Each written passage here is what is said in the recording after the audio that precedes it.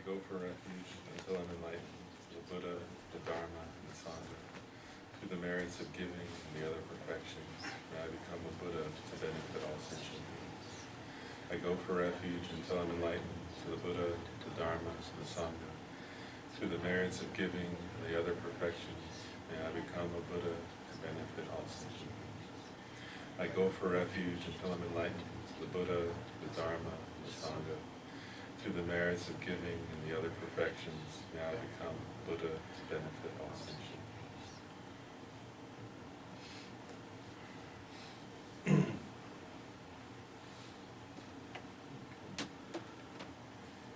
So in the Lamrim text, last class we discussed taking the Bodhisattva vow. And one last point I'll make about that is the advice that Lama Tsongkhapa gives here is,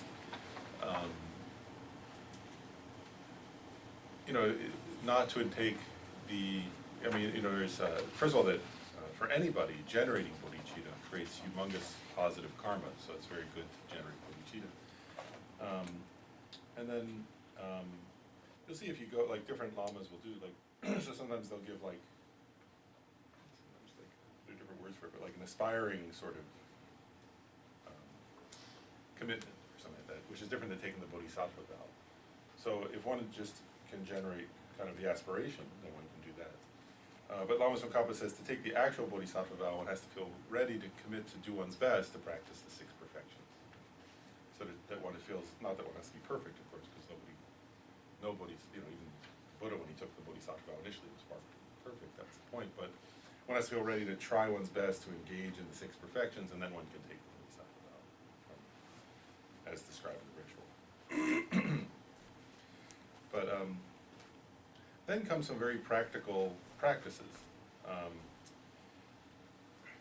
And so, and it says here, at the conclusion of taking the bodhisattva vow, one should hear or study about these things. So there are two sets. One is how to not let bodhicitta degenerate in this life. And there's another kind of set of teachings that come now about how to not let bodhicitta degenerate in future lives. Right, because the bodhisattva vow, of course, goes from now until Buddhahood, so it's not just for one lifetime. So, Lama Tsongkhapa next teaches 4 points for training so that bodhicitta won't degenerate in this life. Right? On what page is that? So we're on page 153 of the actual Lamrim text.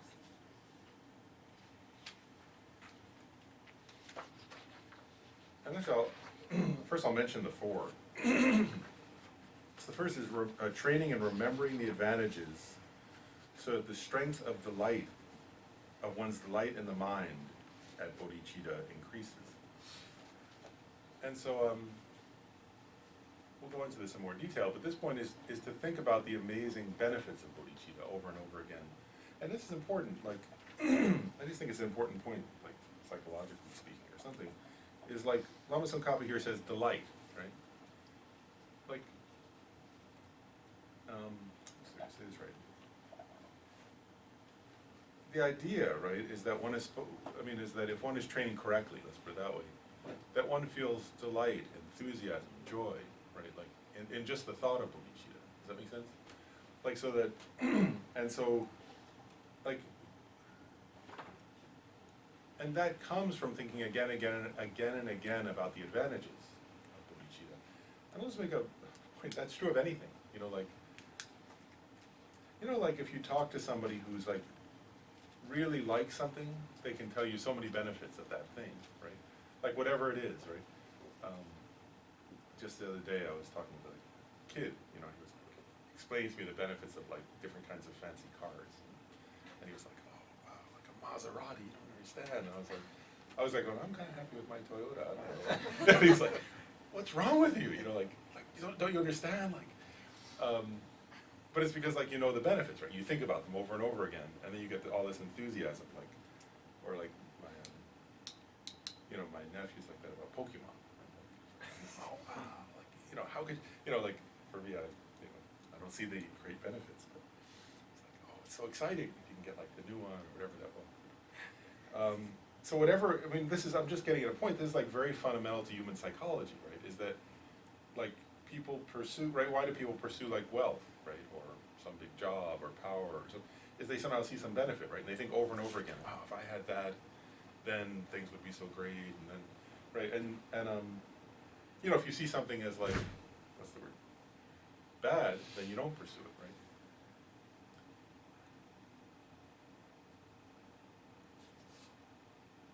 You ever see like, anyway, I won't go into too much detail. But so the point here is, if you have to if you see the benefits and if you contemplate the benefits over and over again, you develop a kind of joyful enthusiasm, a delight, a kind of energy for that, right? And if you don't think about the benefits, then of course then you'll be pursuing something else because you're thinking of the benefits of something else, right?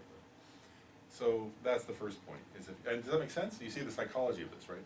He's saying, how do you not let bodhicitta degenerate in this life?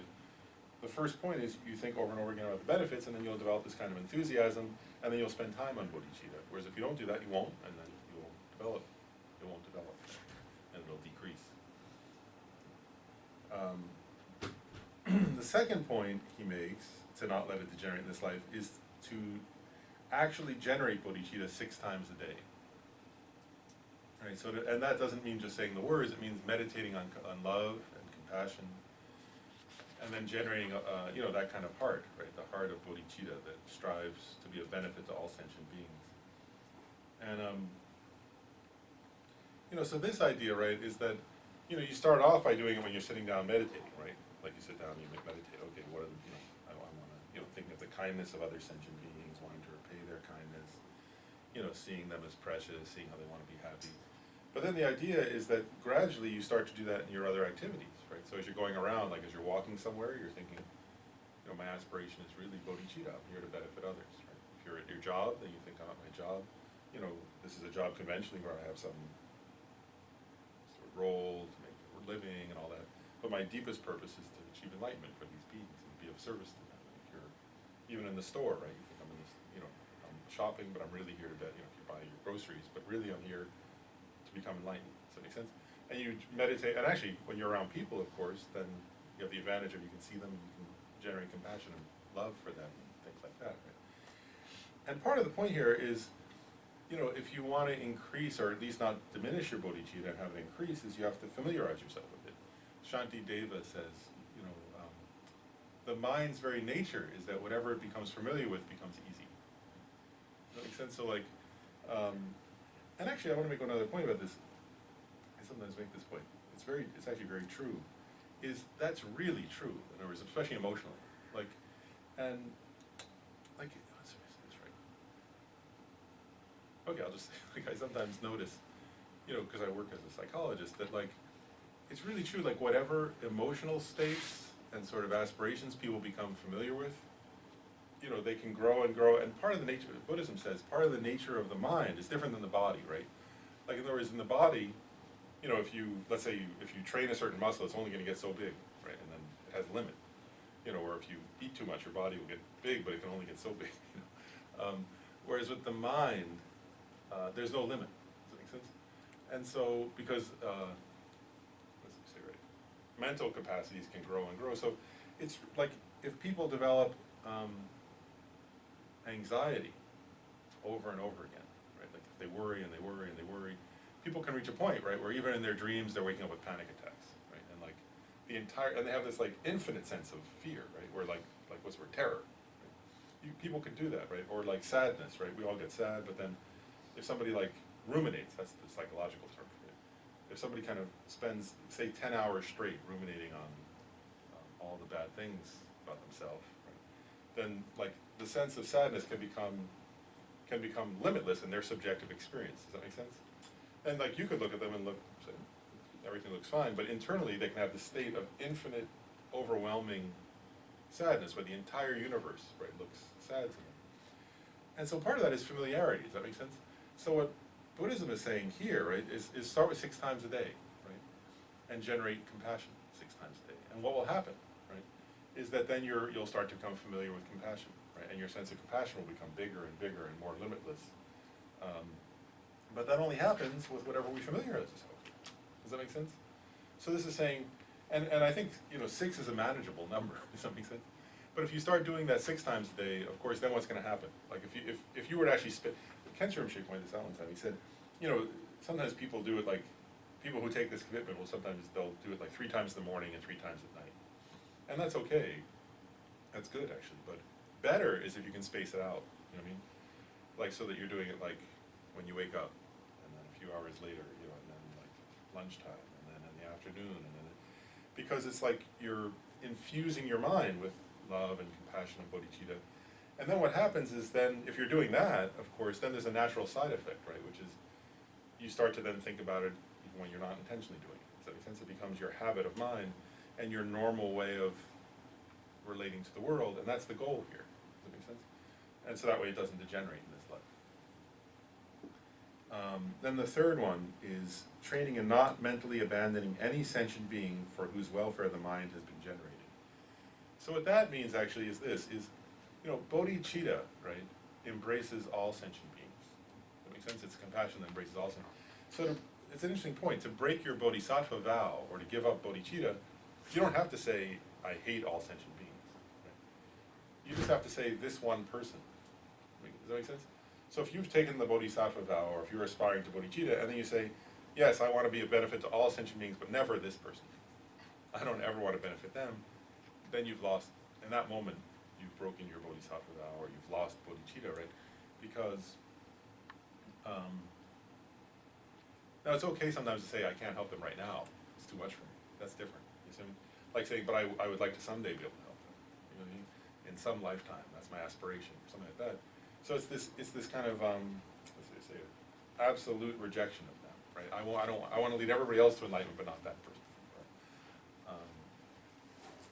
Right? That's actually a denial of their humanity, a denial of their suffering, a denial of their being the same as yourself, right? And wanting to be happy and not wanting to suffer. So the idea here is you train yourself. And that's actually when you read stories of people, there are these stories in Buddhist sutras of people who, like, they say sometimes, there comes a point where a bodhisattva won't ever go backwards, but then there's a point before that where bodhisattvas can generate bodhicitta and then fall back. Does that make sense? And there are stories like that where somebody, like, generated bodhicitta, and then there was, like, somebody very difficult, like, who was so difficult that the person, the beginner bodhisattva gave up. Like said, oh, if somebody can be that hard, then never mind, I don't want to enlighten all sentient beings. So, like, part of what this is saying is we have to train ourselves to say, okay, of course beings are difficult. Beings have always been difficult. Like, that's part of the point. Whereas if they weren't difficult, they'd already be enlightened, and this would be easy. Compassion means even including those who we find difficult. And of course, sometimes what we miss is that we're difficult also. Does that make sense? Like, we always think other people are difficult. Of course, part of the reason they're difficult to us is that maybe we're difficult to them. So recognizing that and saying, even if I find beings difficult, that's my karma actually, right? In other words, I was difficult to them in a past life, now they're being difficult to me. If I'm patient with them, then it'll change. Maybe it'll change in a week, maybe it'll change in a year, maybe it'll change in a few lifetimes, but eventually it changes. So that's just reviewing them.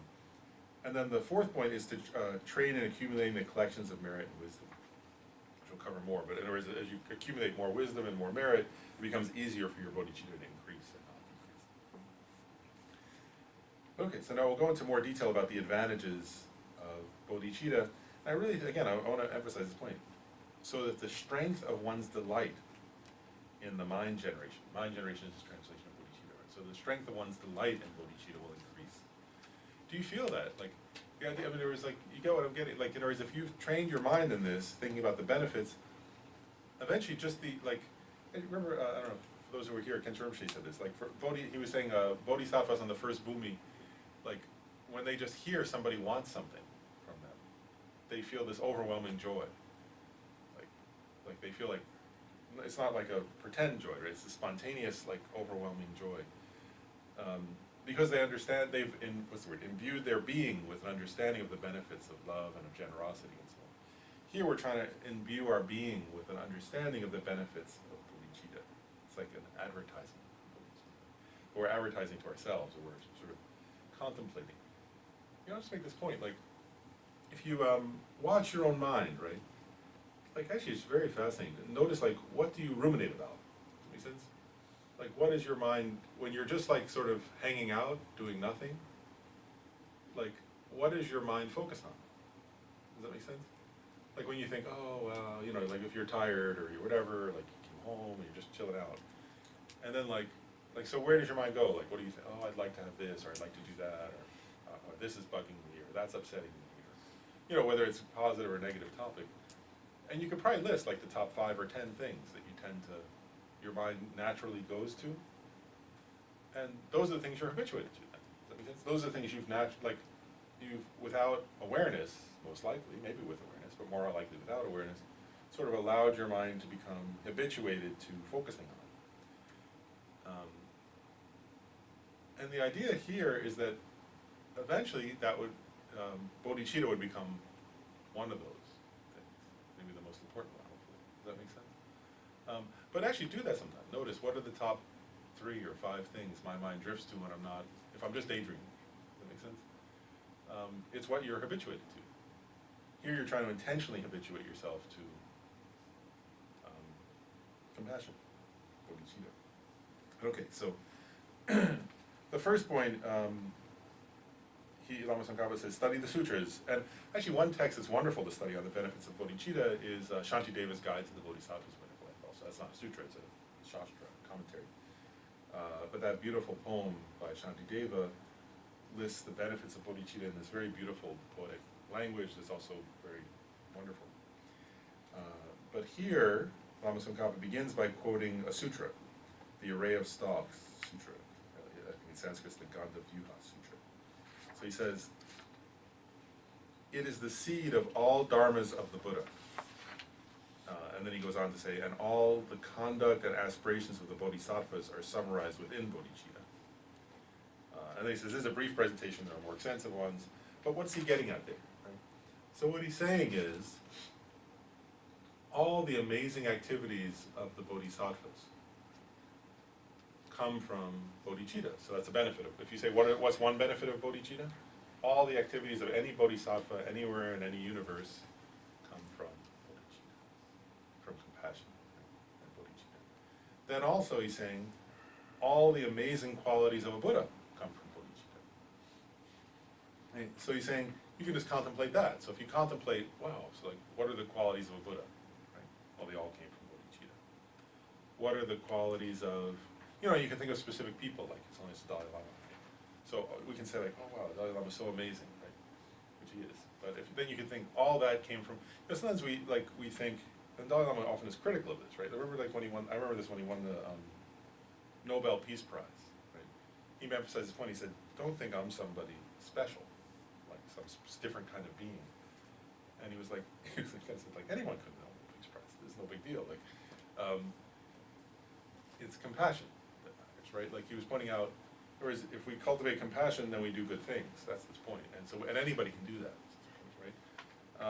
So the point there is like, sometimes we think like I'm intrinsically this kind of being, and like enlightened beings like Dalai Lama or other great teachers or some other kind of being. Right? And what this is getting at is, no, like, in other words, it's an important point. Like, you know, Buddhas and bodhisattvas don't come from causelessly, right? In Buddhism, everything is dependently arisen. And so, like, saints and bodhisattvas and Buddhas and various kinds of great teachers and enlightened beings, none of them come about spontaneously or causelessly or somehow magically. They all come from causes. And what this is saying, this verse is saying, is, so what's the main cause of all that? Right? It's bodhicitta. And that's something I'm capable of cultivating. That's the point here, right? Like, so it's amazing then. Like, that if you contemplate that, you think, oh my goodness, like, there is like, you know, we could feel sometimes, and part of this is getting at, sometimes we can feel like discouraged, or like, I'm not so great, or I can't do much, or like, I'm very small, or, you know, I can't, what's the word? You know, there are these huge forces in the universe, and I'm just like, person who has not much influence or something. But what this is saying is, no, like, you're somebody who can cultivate bodhicitta. Right? And if you cultivate bodhicitta, you're creating the cause. Does that make sense? That cause will bring about a result in the future.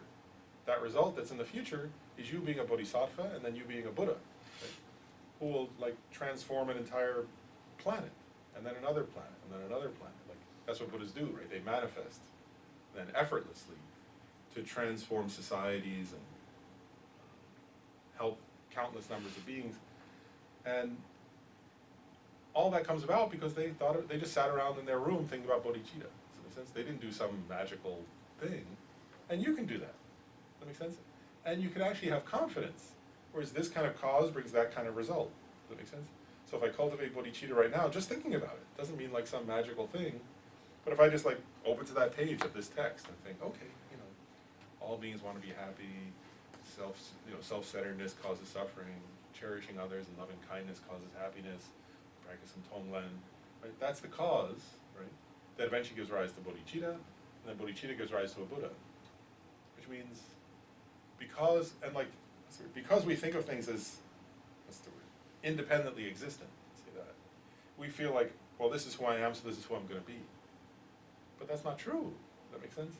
So what this is saying is because all things bring about, all causes bring about corresponding results, if you think about bodhicitta and spend time on bodhicitta, you'll achieve all the paths of the bodhisattvas and eventually you'll become a Buddha and you'll limitlessly benefit others.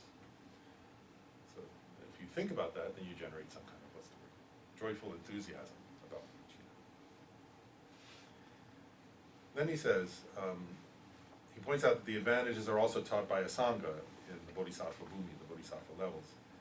And then he goes on to explain some of those. So he says, one point he says is, you will become an object of veneration or merit for others. That makes sense. So others can create. So what he's getting at here is, and I'll read the quote, the world with its gods and human beings will bow to you. As soon as you generate this mind, you become an object of veneration for all sentient beings. So what that's getting at, in a way, is this. It's not like, Lama Tsongkhapa is not getting at some kind of pride, like I want everybody to bow to me, so I'm going to go generate bodhicitta, right? That's not his point. What he's saying is like, you know, even when we do our prayers, like we say, I prostrate to all the Buddhas and Bodhisattvas, sometimes, right? There is in these different verses, right? We say that. So if you generate bodhicitta, then everybody who does that verse is also prostrating to you, because you're not, right? When somebody says a prayer, right? I prostrate to all the Buddhas and Bodhisattvas 3 times in 10 directions, which is a common prayer in Buddhism. So like, you know, if Rajiv like generates bodhicitta, like next month, then whenever beings like, you know, even the Dalai Lama himself does that prayer, right? Like all the lamas do that prayer, so they're also they would also be including Rajiv in that prostration. Does that make sense? So like, when it says all the Buddhas, all the humans, and what they're saying is all the beings who admire and pay homage to the bodhisattvas will then also be including you, and then therefore they'll create more merit because there's one more bodhisattva. Does that make sense? So you're actually helping beings just by, at that point you're helping beings just by existing as somebody with bodhicitta. I remember sometimes my own experience of that, like when I used to spend time sometimes with Rebbe who passed away, I remember like sometimes looking at him and realizing like he was, I don't know how to say it right. It was very obvious that he had bodhicitta. He had done retreat with Poponka Rinpoche, and he had meditated on bodhicitta like for retreat for some years, and he clearly generated bodhicitta. I remember just sitting with him and like having this feeling like what's there to say it right? Like that, like where just his having a cup of tea, like hanging out with him, I was like, oh wow, that's like that's kind of right. You know, like if you were to sit with if you were on the National Mall or something with like 100,000 people meditating on love or something, like how it might feel. I was like, oh, sitting with him having tea, it's more powerful than that, because the amount of love in him was more than that. Is my point. That was the only metaphor I could think of. Does that make sense? Like it's like you could feel this sense of overwhelming love and compassion, and so so it's like that in a sense, like a bodhisattva just hanging out. They have that much love, and so they're worthy of veneration in that sense also. Does that make sense? Like, there's something so beautiful about that there are beings in the universe who are so overwhelmed with love like that. And that's why I use that metaphor. I just think we're not familiar with that. Does that make sense? Like, we're familiar with it, rage. You know, like if I said to you, what's it like when somebody's raging? you know, like incredibly overwhelmed with anger, I think like everybody here would know immediately, oh yeah, like I've seen that. You just turn on the TV, you can see that. You go outside, or go, you know, go drive in rush hour. You know, you'll see somebody like that. It's like really easy to find people who are overwhelmed with that around here, right?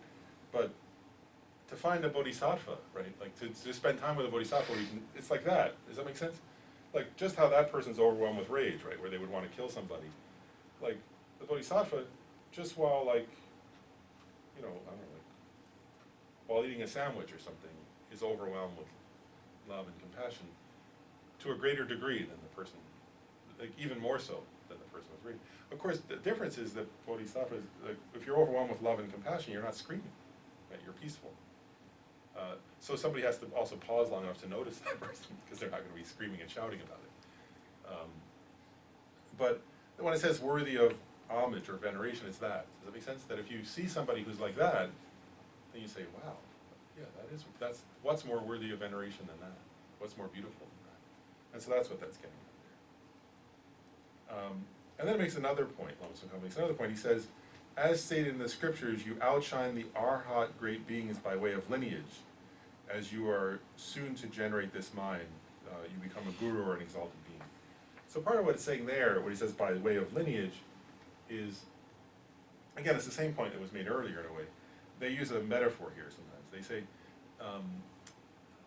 like, you know, okay, so like when, not in the US of course, but like, you know, when, like say in England or something, or when Prince, who's the oldest son of Prince Charles? Prince William. Like when as soon as he was born, he was called Prince William. Does that make sense?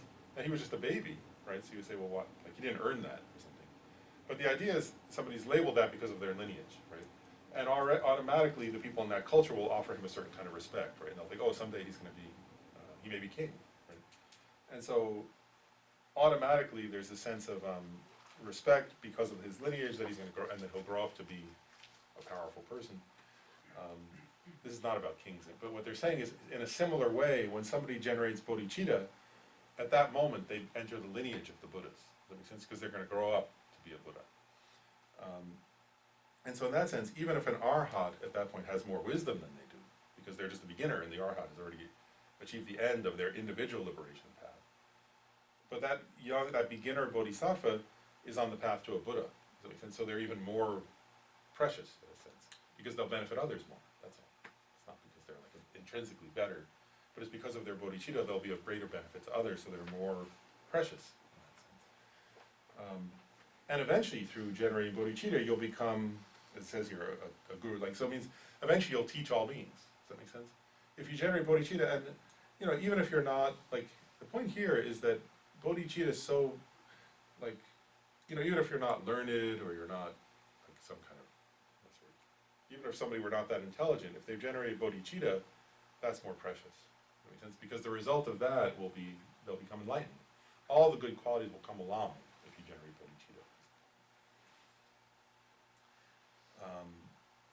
Then another point, and this actually I was already kind of getting at this, you will become a field of merit due to yielding limitless effects even through your doing minor meritorious actions.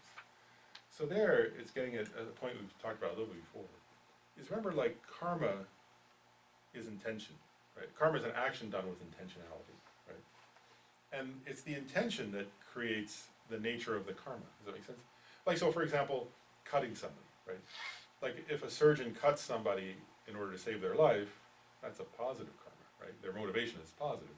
Whereas if a thief cuts somebody to steal from them, it's a terribly negative karma. So it's not the physical action of cutting, right? It's the intention behind that action that determines if a karma is good or bad, right? We've talked about that. Right, and so here what it's getting at is, if the intention behind an action is limitless love and limitless compassion, and the wish to become a limitless being, a Buddha, in order to be of limitless benefit to others, then any action that person does creates vast merit, is what it says, vast positive karma, right?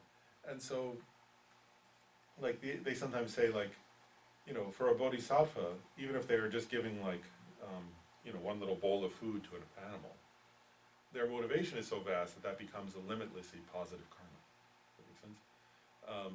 Or just they're like giving one small piece of advice to somebody.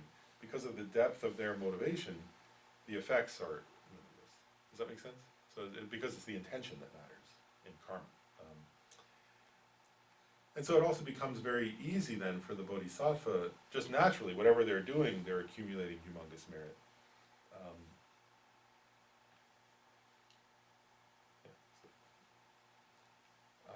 And then the last one in this this particular list is it says, due to supporting the whole world, you are like the earth.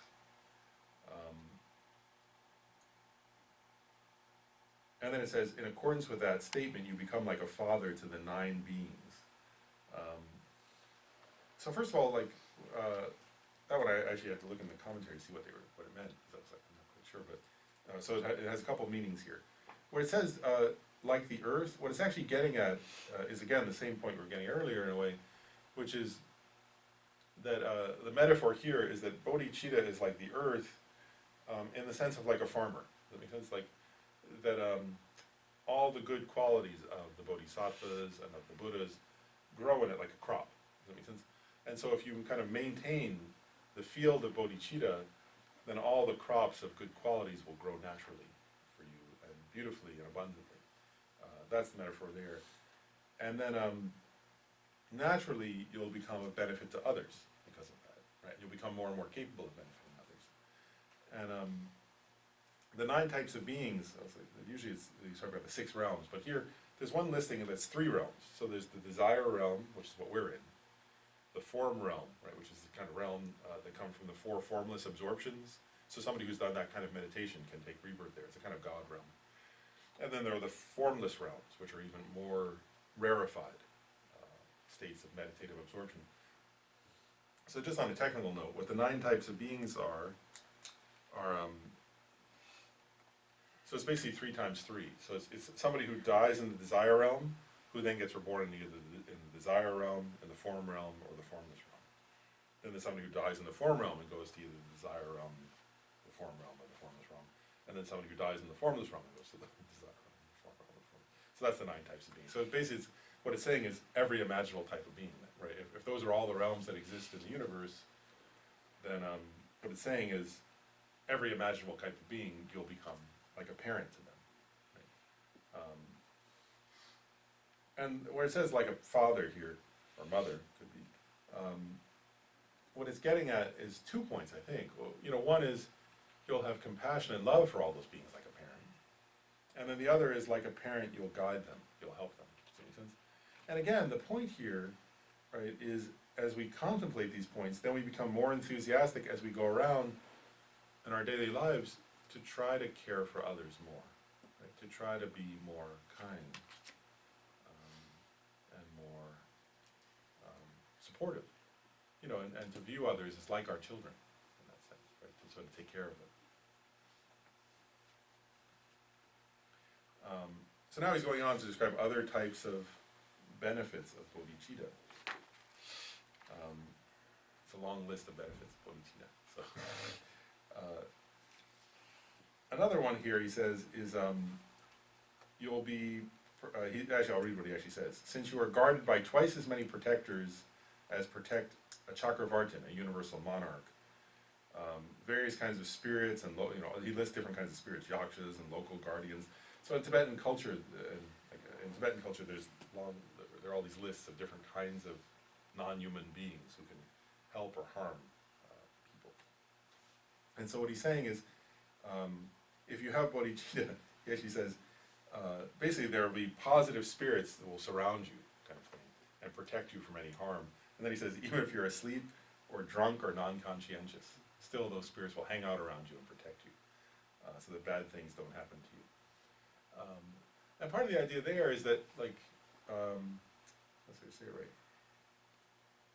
That the idea here that he's getting at is that even non-humans will respect and love a bodhisattva.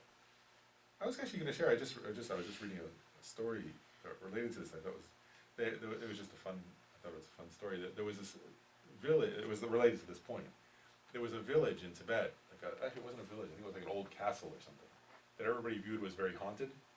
And so people were afraid to go there, and there was a view was if you went there at night, you would die. Like, so nobody was gonna go there at night. And then there was a bodhisattva, Patrol Rinpoche, an actual historical figure, like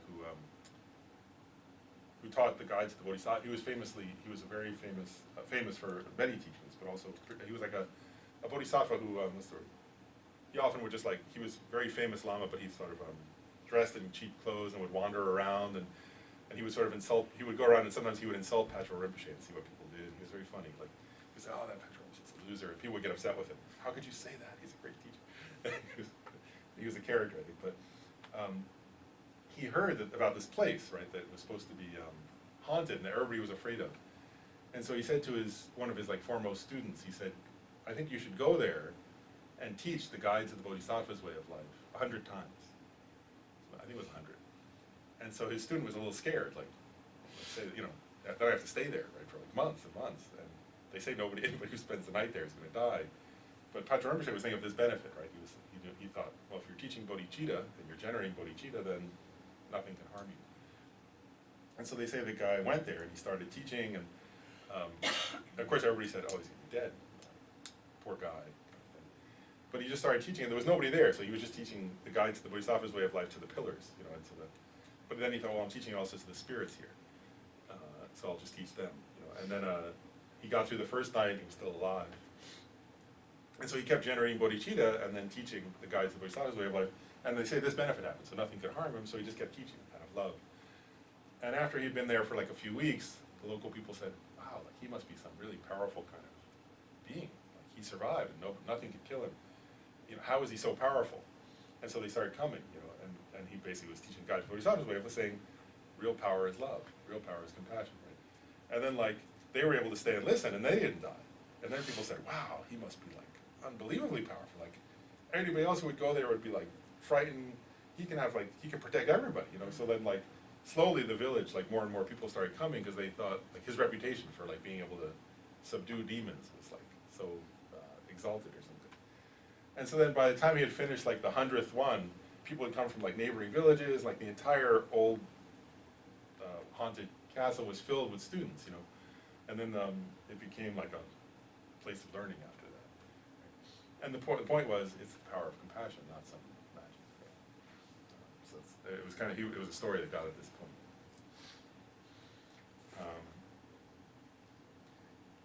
Then it points out something else, which I think actually is an important point for people who are interested in Vajrayana or tantric practices, is basically what it's saying here in this next point is that the power of those practices derives from bodhicitta. So there are like, and it mentions certain things like reciting secret mantras and knowledge mantras and accomplishing various kinds of pacification. There are 4 types of actions they talk about in Tantra: pacifying, increasing, controlling, and destructive actions. And what it's saying, these are like and then there are cities, like 8 kinds of attainments or something. So there are all these like different, like, let's say it right, almost like mystical results that are said to come from tantric practice. And what Lama Tsongkhapa here is saying is,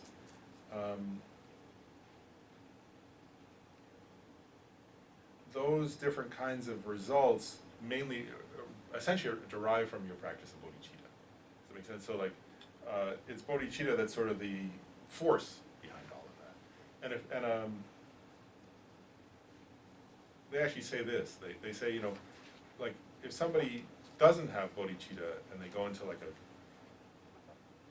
10-year tantric retreat, there won't be any particular benefit. Whereas if somebody does have bodhicitta, and especially if they have strong bodhicitta, then they'll like kind of enlightenment and different kinds of positive spiritual attainments will come quickly. So the main point is bodhicitta. Does that make sense? So that's what it's saying. So it is because sometimes people have this like idea that people get interested in the Vajrayana practices and think, oh wow, that like who cares about these kind of topics? I'll go do that. But the idea, actually, I just read a story of somebody who was very beautiful. He meditated for like 12 years on bodhicitta, and then he said, then he went and did 6 years on tantra and achieved like enlightenment or something. But the idea is that bodhicitta is primary. That's the point. And all those results will come quickly if the person has bodhicitta. If they don't have bodhicitta, then their tantric practice won't bring meaningful results. And then it lists two more benefits in the next verse, or paragraph. So one is, I'm going to do them in the opposite order. One is, if you have bodhicitta, then you'll have good future rebirths without illness or harm. That's one. So, and that's very true. In other words, they say that, if you can, this point is that if somebody has bodhicitta, first of all, they'll, as we already said, they're continually creating positive karma, right? So if you generate bodhicitta, then whatever you do, you're generating positive karma, so that will lead to good future rebirths. Then also, if you have bodhicitta, then at the moment of death, right, if you have love and compassion in your heart at the time of death, then that's the best. There are all these like different practices in Tibetan Buddhism, like for having a good future rebirth, and they say that there's no practice better than bodhicitta. So if somebody dies with bodhicitta in their heart, with love and compassion, that in and of itself guarantees a good future rebirth. There was a funny story about that with like one of the Kadampa lamas from the early, like the tradition of Atisha early on, where he had so much compassion, as he approached his death, he was praying to go to the hell realms to benefit others. And then like one day he was upset, and his student said, "What's wrong?" And he said, "I just had a vision that I'm going to go to a Pure Land. How am I going to help others there?" But his good karma was taking him to the positive place, but he wanted to go someplace where people were suffering more. Yeah, I guess you should go on. Yeah. I have a question.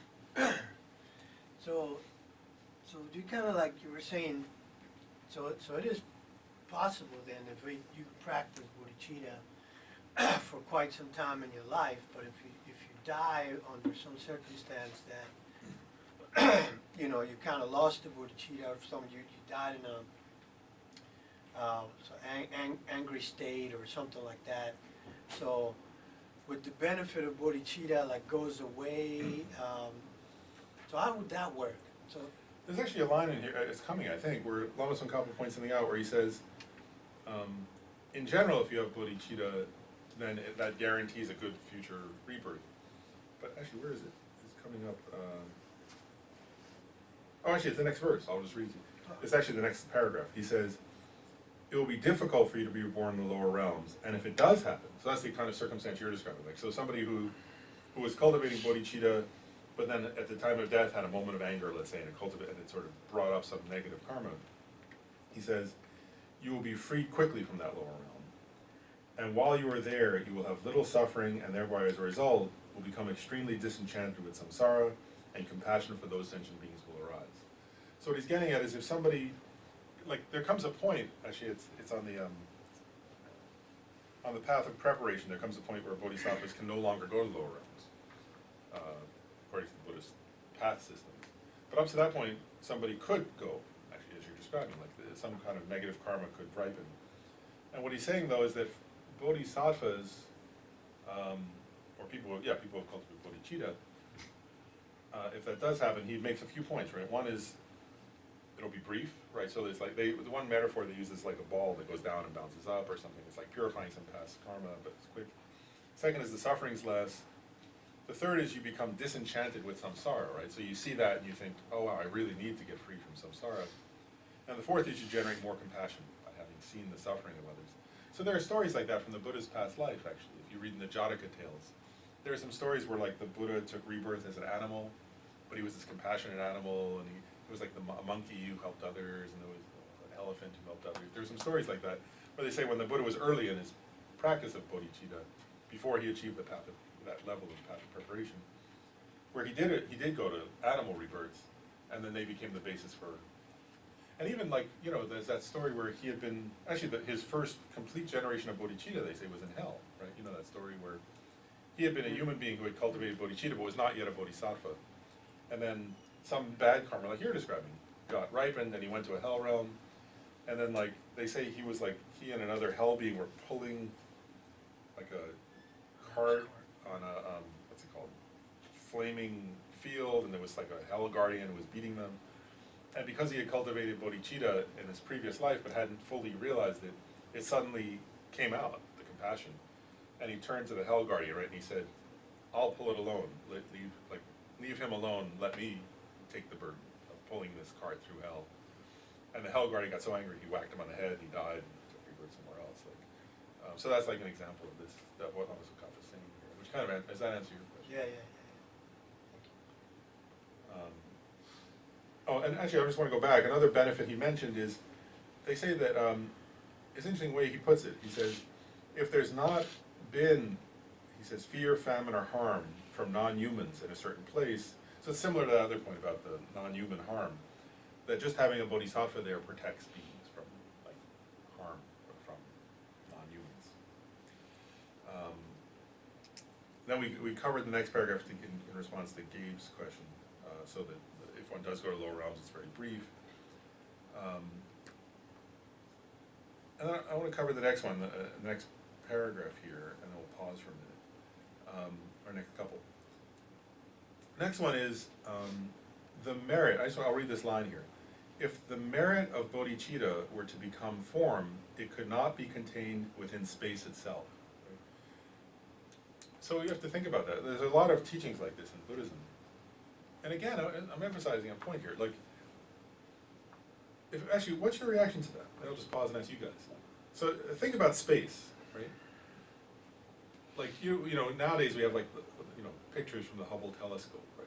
Where they like show, so like where they take pictures, right? And you can see like we like know how big our solar system is, and then we know how big our galaxy is, right? A galaxy, right? It's humongous, but unimaginably huge, right? And then they show like, right, all the interstellar space, and then all these galaxies, right? As many galaxies as there are stars in our galaxy, and so on. And then you look out and you see like and so what it's saying here is, if the positive karma of bodhicitta were to take form, it wouldn't fit in that. Like, I'm just pausing, like, just that one line, what's your reaction to that? Like, I'm asking because, like, I think this is unique, like, I'm just sharing my own reflection onto these points. Like, I don't think there is another, like, nobody else talks that way, except Mahayana Buddhist texts. Like, I've never seen any other, I've never seen any text that uses metaphors like that.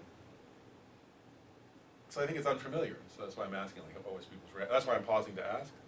Well, I was raised Catholic. Wouldn't the Catholics possibly say God is equal to that?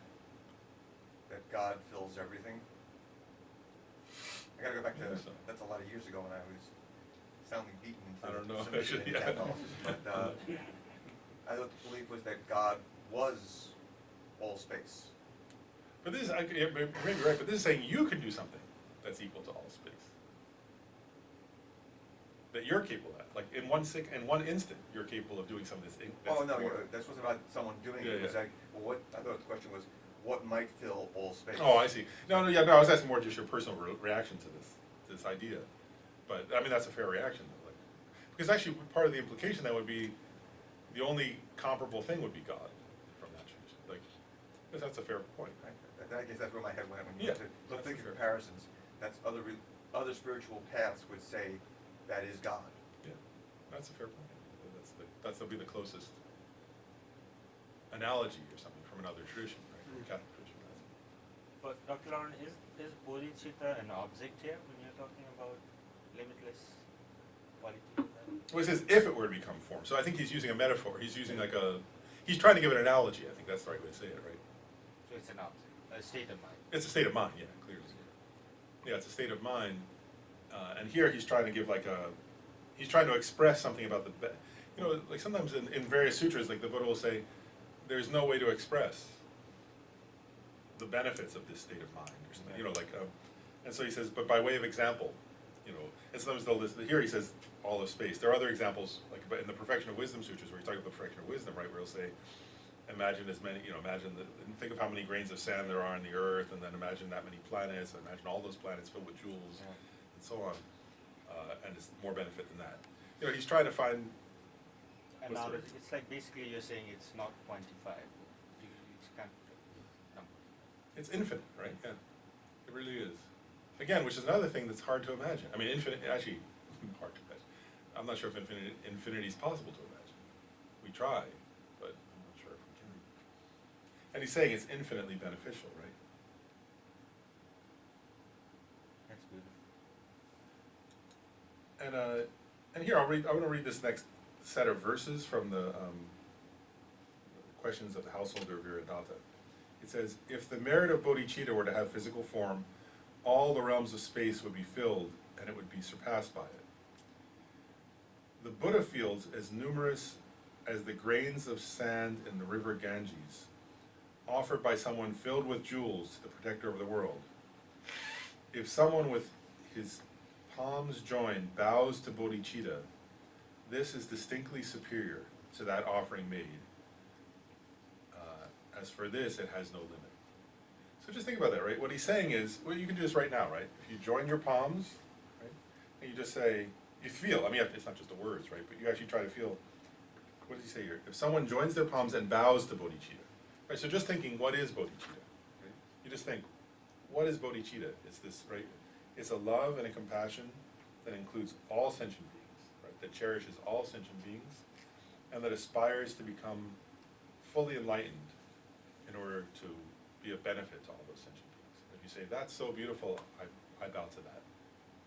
It's saying just by doing that, right, you've created more positive karma than if you filled, you know, a limitless number of planets, an unimaginable number of planets with jewels and offered it to the Buddha. Like, again, I just think it's like, you check yourself. Like, if I had, if I had $1 million, which is not much compared to that, right? It's like zero. I mean, compared to what they're describing here, $1 million is zero. A few hundred million, yes.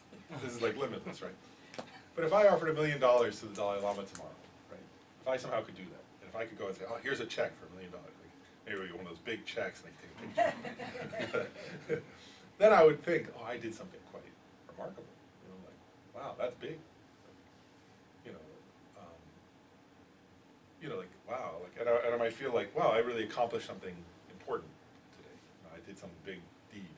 Right? And what he's saying here, this is the Buddha saying this, right? It's not like somebody else. Is the Buddha's saying, no, like compared to just this one gesture, like that's infinitely less than this gesture. Does that make sense? Like, I don't think I think it's hard to get. I'm just pausing because I think it's hard to get our minds around that. He's saying that's how beneficial bodhicitta is. And he's not even saying generating bodhicitta. Here he's saying just paying homage to bodhicitta, right? Then if you actually generate bodhicitta, it's more benefit than that, right? So if you just meditate, and he's saying, if you just sit down and meditate on bodhicitta, it's more meaningful than that. Right?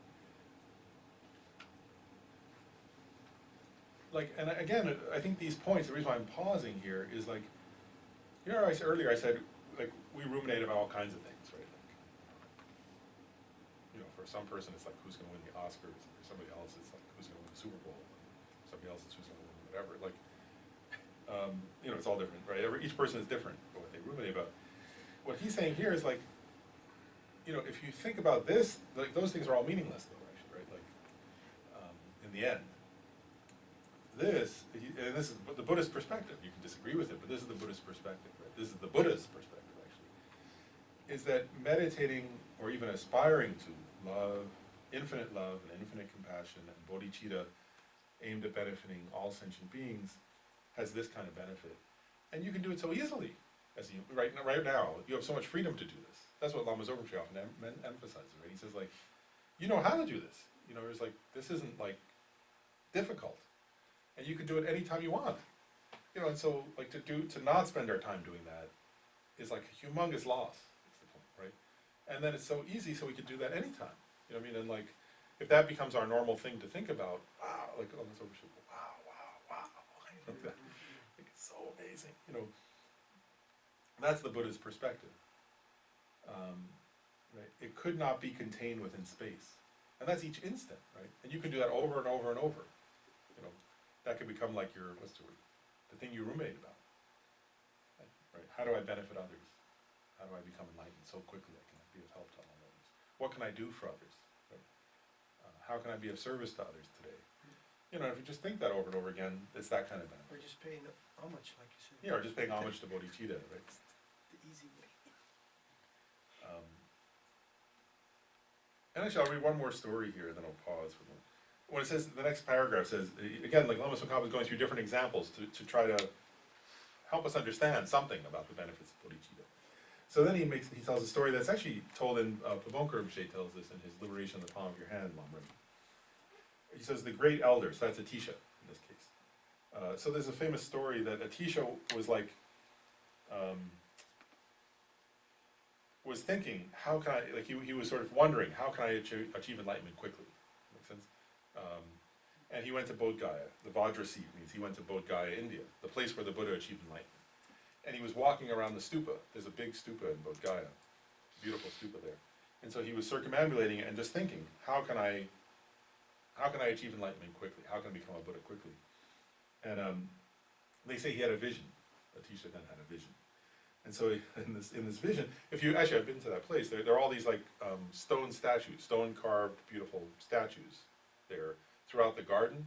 Some are of the Buddha and some are of bodhisattvas and some are of like other kinds of beings, like, you know, goddesses holding offerings or that kind of thing.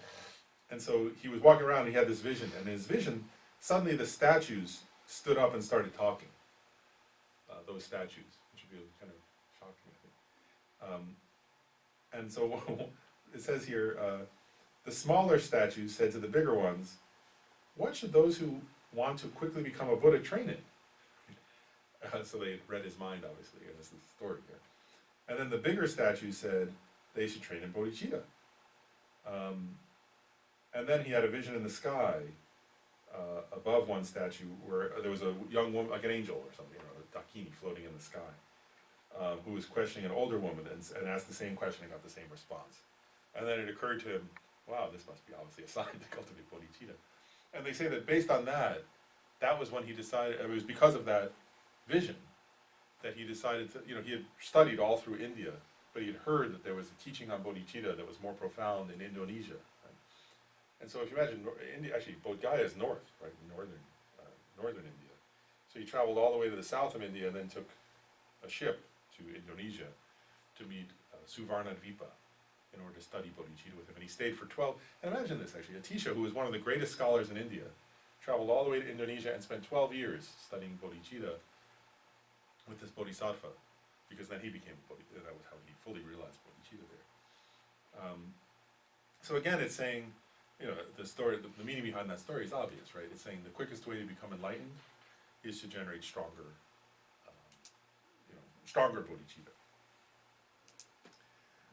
So just pause for a minute. Any, I gave that as one, but any other questions before we go on? Lama Tsongkhapa is making a lot of points about the benefits of bodhicitta here. There's still more to come, but any questions up to that point, or should I just keep going?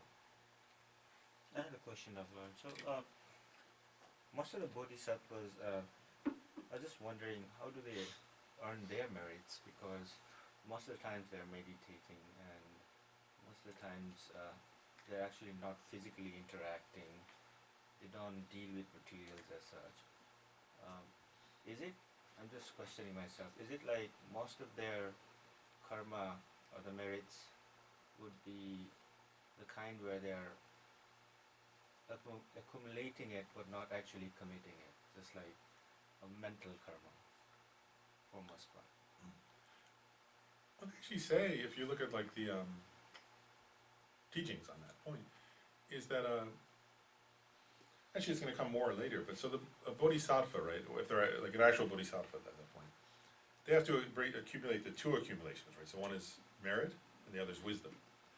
So when they're mainly focused on, in a moment where their main emphasis is accumulating the accumulation of wisdom, of course they're not interacting much at that time, because mostly they'd be meditating on emptiness. That'd be the most profound way of accumulating. The accumulation of wisdom is they would be in a kind of meditative state on emptiness. But then for their accumulation of merit, actually, it's like they come out of meditation, of course, at that time. And actually they say then that bodhisattvas, I mean, of course some of it's mental training, you know, but actually they say at that time that bodhisattvas have to interact with others, you know, to some extent, or to varying extents. And so there are many, many stories, right? So actually in the, you know, so like for example, when a bodhisattva is accumulating practicing the perfection of generosity to accumulate the causes of enlightenment, then actually they need to go find people, right? Like, so they find people who are, you know, they find people who are in need of medicine, and they offer, so like, if you read like in the, what's it called, the Sutra of Golden Light, right? There's a point where the Buddha became, a doctor and wandered from village to village taking care of the sick, and then he came across these animals that were, fish that were dying, a pond that was drying up, and then he offered them, he got water to flow, and he gave them food, and he read Dharma, and then he offered them the gift of Dharma by reading them. So that was all interactive with others, and in that way the Buddha both accumulated the causes of enlightenment and also created benefit to those beings, and also created a karmic connection to them so that in the future he could continue benefiting them. And when a bodhisattva is like accumulating the perfection of patience, right, then they have to go find angry people, like, who will be difficult to them, because you can't accumulate you can't practice the perfection of patience if you don't have somebody who will treat you in a bad way, right? So the bodhisattvas have to go find people who will abuse them or treat them, in other words, it's not like, it should be clear, like, bodhisattvas don't go look, like, because that would be they're not trying to harm the other by provoking bad reactions, but they go out to help others, and you naturally come across difficult people, right? And then when a bodhisattva comes across a difficult person, they think, oh great, this is somebody I could work with, like we think, oh, let me get away from them, right? Like I go towards nice people, whereas bodhisattvas feel, oh, this is like exciting, I get to now I get to practice patience while trying to help somebody who needs help even more, right? Because difficult people need more help than nice people. So the bodhisattva has to engage with others for those, especially for the perfections of giving, ethics, and patience, and and for the one for ethics, right? Like again, like it's really important point. Khenpo Rinpoche made this when he was teaching. Like, is that part of the practice of a bodhisattva who's practicing ethics is that bodhisattvas have to engage with others in situations where there's the temptation to be unethical, or where other people will encourage them to be unethical, or where other people around them are being unethical, and then to stay ethical, right? Because it's easy to be, you're not really, if you're like, Rinpoche mentioned this point, like if you were like, say, a monk or a nun around other very pure monks and nuns, and living in some hermitage or something like that, there's not much opportunity to practice ethics. There's like, you can say, oh, I'm not doing anything bad, but there's no temptation to do anything bad, right?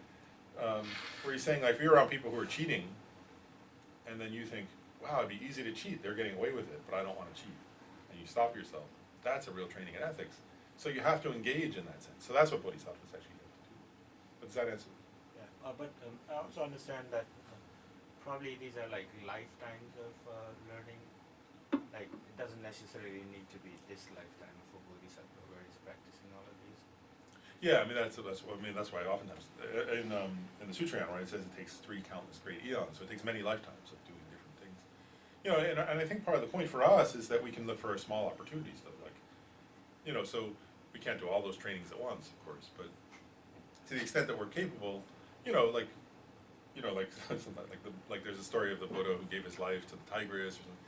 If we're not at that level, that's fine, but what we can do is, our small versions, giving a little bit here, and with somebody who's a little difficult, being more patient than we used to, and that's our, but it has to be interactive with others as well.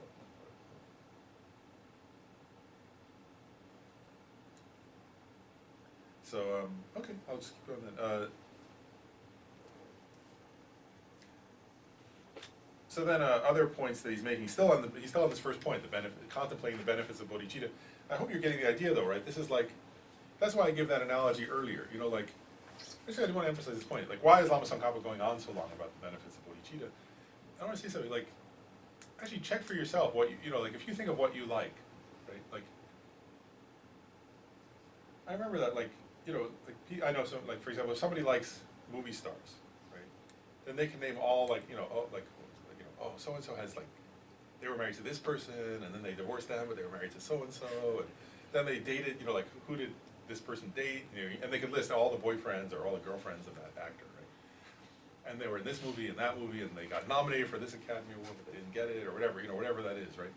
Or if you're into, like, cars, right? Like, same thing, right? All, like, oh, it has, like, this many horsepower, and it's got, like, it can accelerate from 0 to 60 and this fast, or whatever you're into, right? If you're like, if you're into sports, then, like, you'll know, right? Like, every statistic about, like, oh wow, this person, whatever, so, all their averages and like so on, right? Like, you know, so whatever, you know, or the same thing, right? Like somebody's into a TV show, and they know, oh, do you remember in the third season, in the 4th episode, like, so it's, you know, but it's true. Whatever somebody's into, you know, or like if somebody's in the money, right? That they know, oh wow, like, you know, the stock market, every detail about like different what's going to happen in the stock market and what has happened and the history, right? Like I remember talking to somebody that they're like, well, if you notice like the trends and if you do a statistical analysis of, you know, the trends over the last 400 or whatever 140 years, so, you know, it's like they'll know all these different details like that. I want to aspire to be like you, Lauren, because you, oh, I'm serious, you know all the teachers and all the names of the different teachings. It's amazing. I often try to, which I have very little, I'm not very successful, but you obviously are ruminating. Yeah, And you I said, do love you know, these I wish topics. I could switch from, if I fit in one of those categories that you mentioned. I would like to switch, instead of knowing, having knowledge of something so mundane, you know, like, that's how you, because you've like switched to that. Well, I mean, that's my fear, my view, and I sometimes try to imitate you. That's fine. Why can't I, you know, when I read something, I often don't remember the name of it, maybe one word or something, as a title or the teacher. I think it's interesting the way you are, so you can do all these different, I'm just saying. Thanks. I shall say I feel the same way though about that point. I mean, the thing about remembering only one word. Like I started realizing like I was like going like I remember like reading a book and going like I don't remember anything from that. Like I only learned one thing, but the rest I forgot. And then I started realizing, oh, you have to read it over and over. Like I was like, oh, if I read that book like once and then read a commentary on it and read it again and then read another book on the same topic, it's like very slow. Is my point. Like for me anyway, it's very slow. Like repetition. Yeah, some books you have to read 20 times to get any bit of it. Yeah, exactly. I was thinking that with Shanti Deva's Guide to the Bodhisattva's Way of Life. That's not so, I mean, well, the emptiness chapter is quite complicated, but some of the other chapters are simple, but I'm like, I was thinking that the other day, I was like, I remember first reading that when I was an undergraduate. Wow, I still don't, you know, like, I've read it, you know, for a long time, but I still am not practicing as well as I would like, but it's repetition, I think, is my point. For all of us. But yes, you get my point though. So Lama Tsongkhapa is giving all these things because the idea is that we want to like sort of, you know, like you're saying, we want to sort of have stuff to contemplate and to look at the details of and think, wow, is that really what it's like? Like infinite is space? What does that mean? And you know, like, oh wow, if you create this cause, this will really happen? And then start to realize, well, I don't really, you know, like does part of me not believe that? And okay, let me look at that. Like, does a cause really not lead to a result, or does it lead to a result? And sort of analyzing your own doubts in a way, you know, and recognizing, oh, why do I think it would happen for the result if somebody's, I remember I had that, one day I remember I was contemplating these points and it was actually just a few years ago, and I realized I had this prejudice, like I was like, it was funny, I was like, I had this prejudice after studying this for all these years. I was like, oh wow, I suddenly realized like, I believed that was true if somebody was a Tibetan monk or nun, but I thought that like, I had this prejudice where I was like, well, but if you're not really like Indian or Tibetan, maybe not. And then I was like, wow, I still have some part of me. It was like a little part of me. It wasn't like, I didn't actually intellectually believe that, but I realized like I had this like underlying prejudice. Like, I was like, oh man, like I need to let that go, you know. So my point is you have to keep, you know, if you keep contemplating these things. But okay, so then Lama Tsongkhapa gives more benefits. So one is he says, he lists a number of them. So he says, number one, in this next paragraph on the bottom of page 155 for those who are following the text. One, as he says, is the condensed essential point of all the Mahayana instructions. So it's like, and sometimes they give a metaphor for that. They say like, you know, if you churn milk, eventually it'll become butter. You know, so it's like the churned essence of all the Mahayana teachings is bodhicitta. And he says, it's a great treasure, the great treasure of all spiritual attainments. Right? So it's saying, you know, of all the different things you could try to achieve bodhicitta is the most important. If they're all, like, Rinpoche used to say that to me. He said, if anybody ever asks you what's your main practice, say bodhicitta. And then he said, if somebody asks what you know, in Tantra you practice like a deity sometimes, right? He said, if somebody asks, what's the deity you practice, say, my deity is bodhicitta. You know, that was his answer. So it's like that. In other words, it's the essence. Then he says, it's the special feature distinguishing the Mahayana from the Hinayana. Does that make sense? So in other words, we already said that in previous class, but in other words, what makes the difference between a Hinayana practitioner and a Mahayana practitioner is just bodhicitta, nothing else. Right? That's the difference. So that it's the unique thing that makes one a Mahayana practitioner. Then he says, and it's the supreme basis that exhorts one to the vast conduct of the conqueror's children. So that's bodhicitta. And again, like all the, and it gets to, actually, maybe I'll share something. Just the other day, I had lunch with Venerable Steve. He's like a monk, who a very learned monk, who's the teacher at Land of Medicine Buddha. And he was telling me a story, like, so if those of you know Lama Tsongkhapa, like he does so many vast activities, right? Like he's got all these different projects, like helping cure, helping treat leprosy in Bodh Gaya, and having, hundreds of Dharma centers, and has medical clinics around the world, and art projects, and, printing projects to share Dharma books, and founded monasteries, and founded nunneries, and then founded like monasteries in remote regions of Nepal where there was no learning, and he wanted people there to have the opportunity to learn, so he founded teaching centers in these remote Himalayan villages, and just like so many projects. So I was having lunch with Venerable Steve, and he said, one time, I guess it was Reber Rinpoche, had said to somebody, this comment, like, he said, of all the lamas, you can't imagine how intense Lama Tsongkhapa Rinpoche's bodhicitta is. It's so powerful. Like, his inner state is so overwhelming. He said, like, you can't imagine what it's like to have that. Like, even compared to other bodhisattvas, his compassion is unbearable. It was like what he was saying.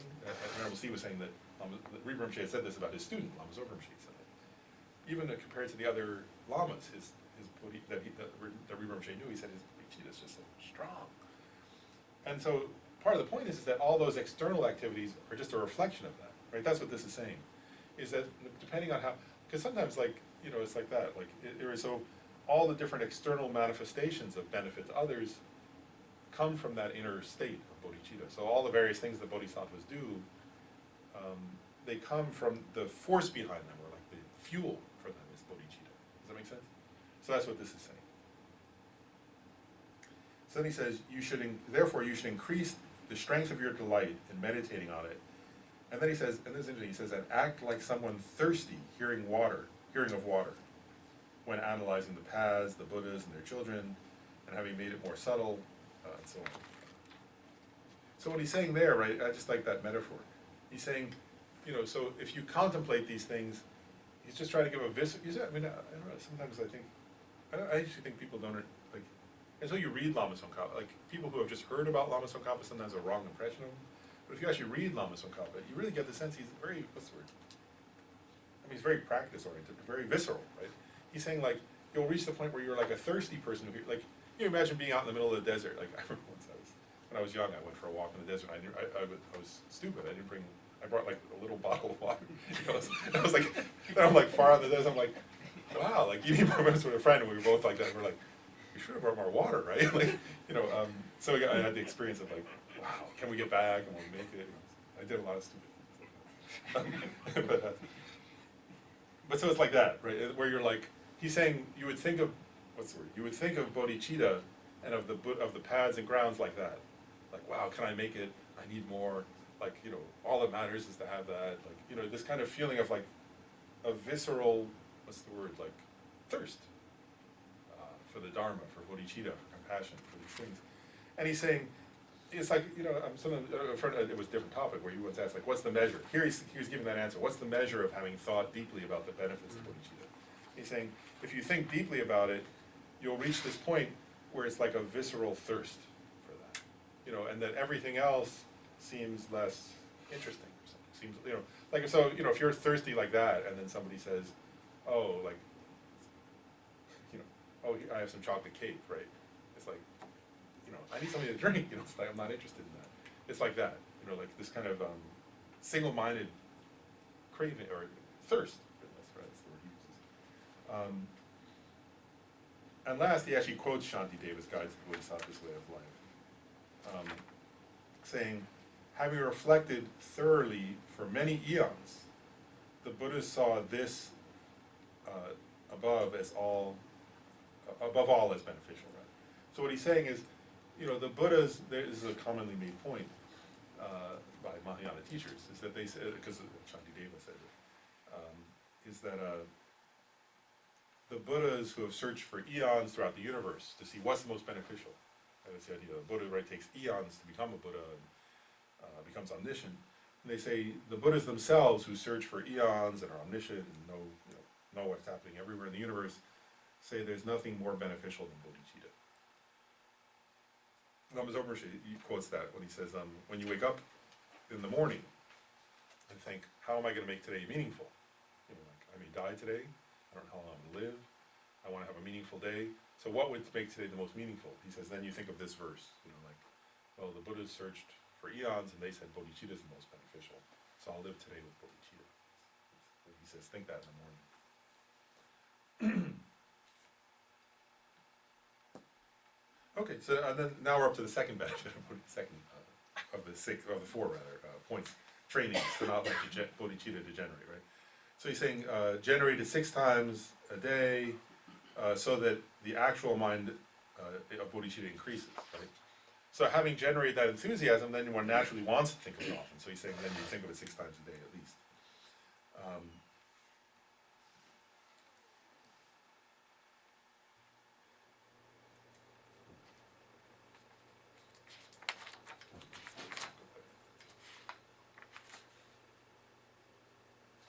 And that one's, I guess, yeah, he doesn't go through more details on that. So that's clear there.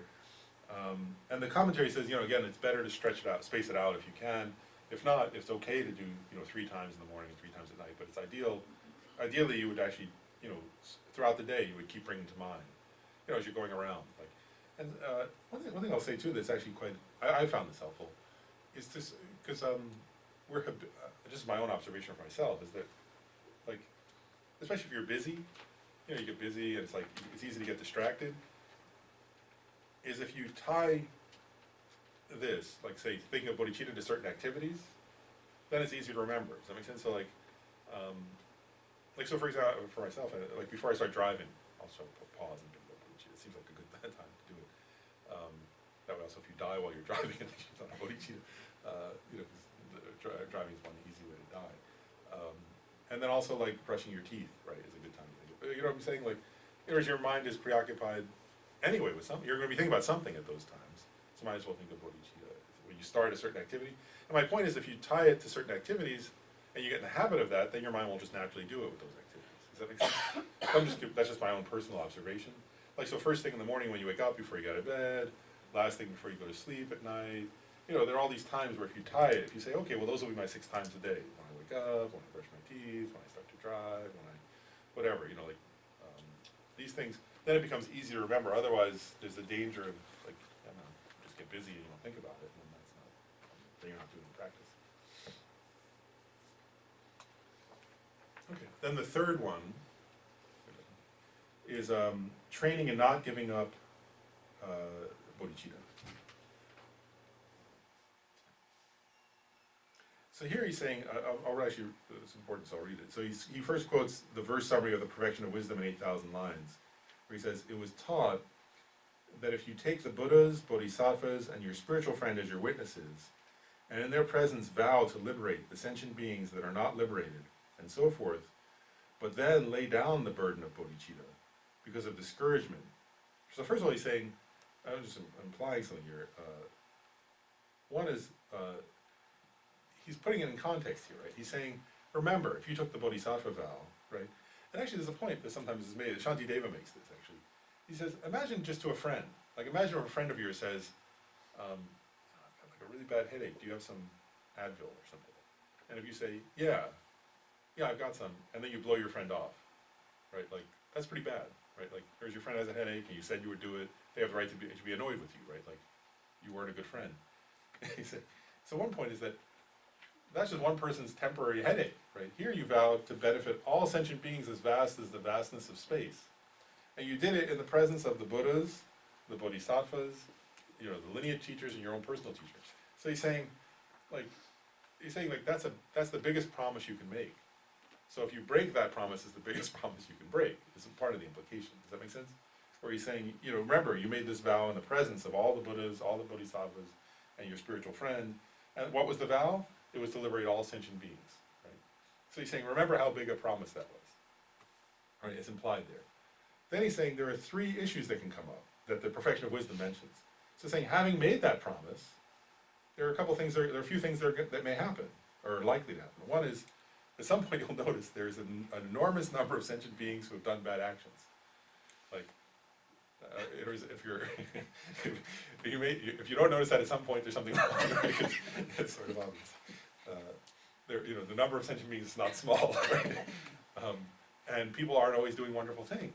You know, and part of the point is, you know, we sometimes think that's like, I don't know, you notice that like, actually I'll just say a quick comment.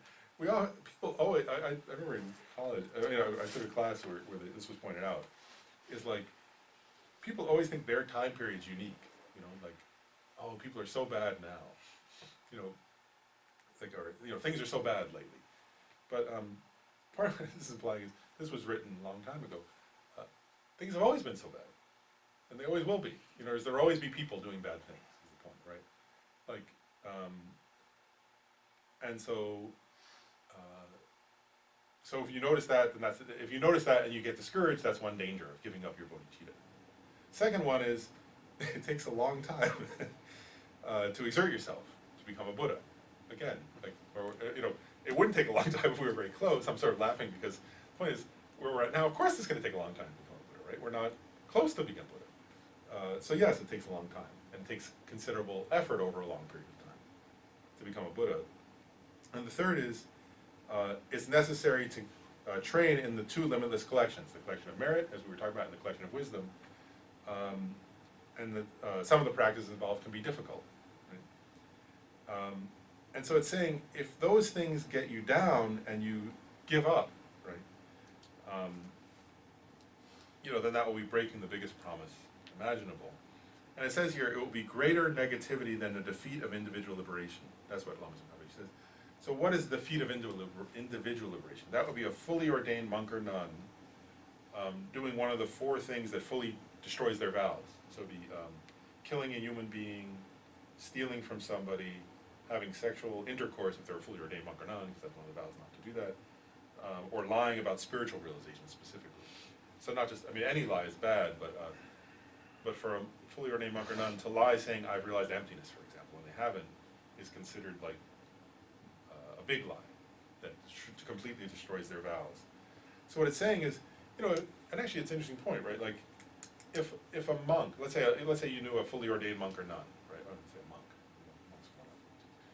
So if you knew a fully ordained monk and they went and murdered somebody, right, it would be like a news story, right? It would be on the TV news, and it'd be like a big deal, like, wow, anybody who murders is a big deal, but a fully ordained Buddhist monk, wow, that's really horrible.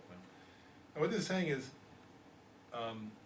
you know, if in your heart you look at this other thing, like you see, wow, it's really hard, and beings are bad, and they do bad things, I give up. Nobody's going to run a news story about that, right? Because it's just in your heart, right? It's not an external, obvious thing. But what it's saying here is the negative karma is much worse. Does that make sense? It's much worse negative karma to do that in your heart, to give up bodhicitta after having made the bodhisattva vow, than it is to go murder somebody. Even for anybody, much less a monk who took a vow not to. And then it says, Shantideva in his Guide to the Bodhisattva's Way of Life says, if you generate bodhicitta and made that promise and you give it up, you will wander in the lower realms for a long time. So what he's getting at is, one way to avoid giving up bodhicitta is to remember, let's see if I say it right, that for various reasons it's a horrible thing to do. In other words, if you made a promise, you keep that promise. Does that make sense? And if you break that kind of promise, especially a promise made out of love and compassion, there's something, what's the word?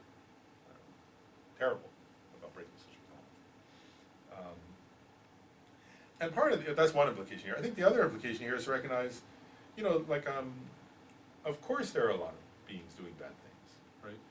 And we know that intellectually, but when it sort of faces us, we can sometimes get very upset by it, you know. And part of that, I guess, like, actually I think part of the implication here is to contemplate that, like as long as the Dalai Lama says, right, his favorite quote, which also comes from Shantideva's Guides to the Bodhisattva's Way of Life, right, for as long as sentient beings remain, for as long as space endures, right, for as long as space endures, for as long as sentient beings endure, may I too endure, just dispel the misery of the world. And so Dalai Lama often says we have to have like a long perspective. Does that make sense? And recognize that things change, and that if I make effort gradually, then the result will come. And part of this, I think, is sometimes we have we're giving up or something. Part of it comes from a kind of grandiosity or something, like some idea that which I think people who grew up, anybody can have it. And I think if we grow up in a kind of fast food culture, where there's an expectation of quick results, that can also encourage this problem. And part of the idea here is to recognize, and Dalai Lama emphasizes this point, right? If you try each day, actually, just yesterday I was listening to a recording of Kensei Rinpoche, and he said something funny. He said, if you think, I want to do these very high advanced practices, right, and that's what I want to emphasize, then he said, then you're not able to do them, and you also don't do anything else, and you waste your time. And then he said, whereas if you start by saying, well, here's the small things, these little tiny things I can do, and you do those, then you're practicing Dharma. And he said, and then gradually, by doing those little tiny things, you become capable of doing the big things, the things that you thought you would never be able to do. And he said, so don't make the mistake of having some big idea that I'm going to do some advanced thing or something now. He said, just honestly look at yourself and say, what practice can I do? And then do that. And it could be very small. He said, but that's meaningful. And then if you do that meaningful thing, and each day you do that, then slowly, there's like a metaphor of that I found very comforting at one point, where it said a big bucket will be filled with drops, right? If you leave a bucket under a dripping faucet, it'll eventually overflow, and so, if our spiritual practice is just drops, as long as they keep going, eventually it'll become a lot. And so we have to not become discouraged in that sense. Does that make sense? To recognize these little things we do, and like we were just saying, right? Just putting our palms together and thinking of bodhicitta and homage is huge, actually, although it seems small, But and then doing that over and over again accumulates a kind of momentum, right? That will eventually give rise to.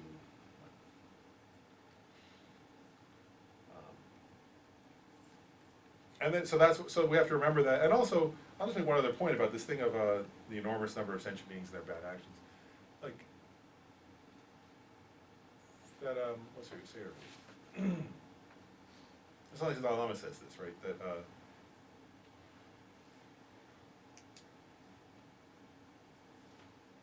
if you stay with loving kindness, in the long run, you'll win out.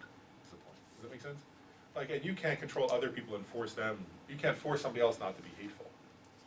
But if you stay with love, then in the long run, you'll win. And part of that is because love is actually stronger than hate. And part of that is because also love is realistic, whereas hate and anger are grounded in ignorance or stupidity or something. Whereas love is realistic, actually, right? Loving kindness, whereas because everybody wants to be happy and doesn't want to suffer. Love is grounded in that recognition. Does that make sense? Whereas hatred is actually grounded in a kind of stupidity, right? That doesn't understand how things exist. So in the short run, negativity can seem like it's winning, but in the long run, if you stay with what's realistic and what's healthy, it wins in the long. What does Martin Luther King Jr. say? The long arc of history, something of that sort. But so the Buddhist view is the same on that point. Okay, and then the next point is it says here.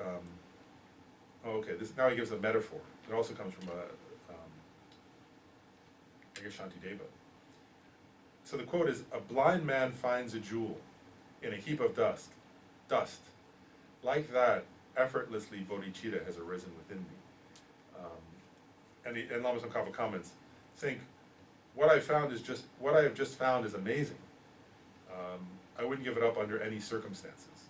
And so what he's saying here is, how do you make sure you don't give up bodhicitta when difficult things happen? And he's saying part of it is, we've already thought about the benefits, and he's saying, so he's giving this metaphor. He's saying, if an impoverished, blind person somehow came across a very valuable diamond in a bunch of dirt, they would hold on to it, they would keep it clean, they would treasure it, right? In order to make use of it. to make their life better. And he's saying in the same way with bodhicitta, he's like, recognize its value and aspire not to lose it. That's the point, right? That you think this is like a diamond, this is like the most precious thing. It's actually, you know, you think that, right? This is the most precious thing I have, is my love and compassion, bodhicitta. And from a Buddhist perspective, I mean, not just from a Buddhist perspective, realistically, right? Everything else you have, you can lose, right? Like, there is like, sometimes we cherish or treasure the wrong things, right? Like, but all the stuff you have, like all the external things you have, right? That maybe we worked very hard to get sometimes, right? The truth is that, if you look in the world, hurricanes, tornadoes, wars, all kinds of things, there is nothing reliable external. You can't guarantee, no matter how much money you have, you can't guarantee, how many people have that, right? In countries where like they had money, but then the currency lost value in that country, right, because of political problems, right? And then they had like, humongous amount of money, but that money had no value at all anymore, right? Or the country ceases to exist, then its currency ceases to exist, right? Or even if you have like, there's all, I remember like the news stories, right? When they had the thing about, what's it called? Like all those possessions of, that were found in like, after World War II, right? The Jewish people had owned that were kind of then in some like places, like warehouses, right? That lost everything. I mean, the point is like, you can't guarantee that won't happen to you, right? With anything external. But if you cultivate bodhicitta in your heart, and actually, I'm saying that, I have quite a few friends, right, who are Tibetan, who went through that, right? They lost everything. Rinpoche ended up in jail, right? He was in a Chinese communist army prison. He had nothing, but he had bodhicitta. And he said, and I mentioned that before. He had that, where he said, although my body was suffering terribly in my mind, there was only pure joy. That was the power of bodhicitta. So his bodhicitta, and he said that. He said, everything else you can't rely on, but bodhicitta will never leave you. Right? And when you're really in need, bodhicitta will follow you. When everything else doesn't follow you, all your friends, all your family, bodhicitta will never. If you have that in your heart, nobody can take that from you, and also it won't run away. Does that make sense? It won't abandon you. Bodhicitta will go with you wherever you go. And so the point here, when he says like a jewel, right, is even your relationships, right? Like, you may say, oh, I really love this person, and that's good. There's nothing wrong with that, right? But that's not reliable. The person may die tomorrow, right? Or they may leave you tomorrow. They may say, oh, I like somebody else better. Something, whereas our possessions or our home or none of those things are. They're all good, and I'm not criticizing, but they're not ultimately reliable, right? That's one of the first, in the 6 sufferings of samsara, the first one is uncertainty. Right? As long as you're in samsara, there's no external certainty.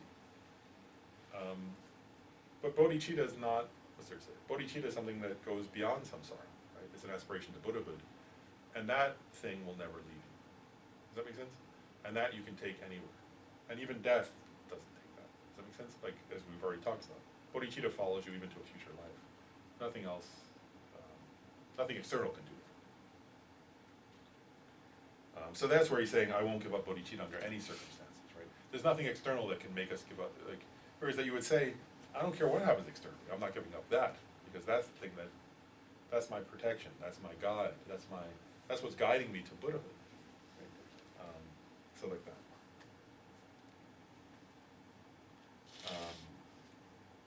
And then he goes into more detail. So then he says next. So then he's going, now he's saying the detail. So train in it regularly, don't give it up, and 3 times in the day and 3 times a night. Generate it with great effort. And practice the 6 perfections as much as you can. And then he makes a suggestion. He says, if you want, each time, 6 times a day, you can do the whole ritual that he taught in here, the whole ritual for generating bodhicitta. But then he says, if you can't do that, and then he actually he says, then just do that verse. So it's the verse we did at the beginning of class, right? I go for refuge until I'm enlightened to the Buddha, the Dharma, and the Sangha, through the merits of giving and the other perfections. May I become a Buddha to benefit all sentient beings. He's saying, if nothing else, you can just recite that verse and then think about bodhicitta. Does that make sense? And that verse is very, sacred, I guess you could say. Just recently I was hearing, I heard in some teachings, Kinterm, she was talking about that verse and saying how, you know, it embodies both refuge and bodhicitta, so it's very precious. And he was saying that, I guess different Tibetan lamas, some say it comes from the Avatamsika Sutra, the Flower Ornament Sutra, and others say it came from Atisha. But I guess apparently, I think seems most likely it may have come from that sutra, but then Atisha popularized it in Tibet. He encouraged everyone to say it and to recite that verse. So Lama Tsongkhapa follows the tradition of Atisha and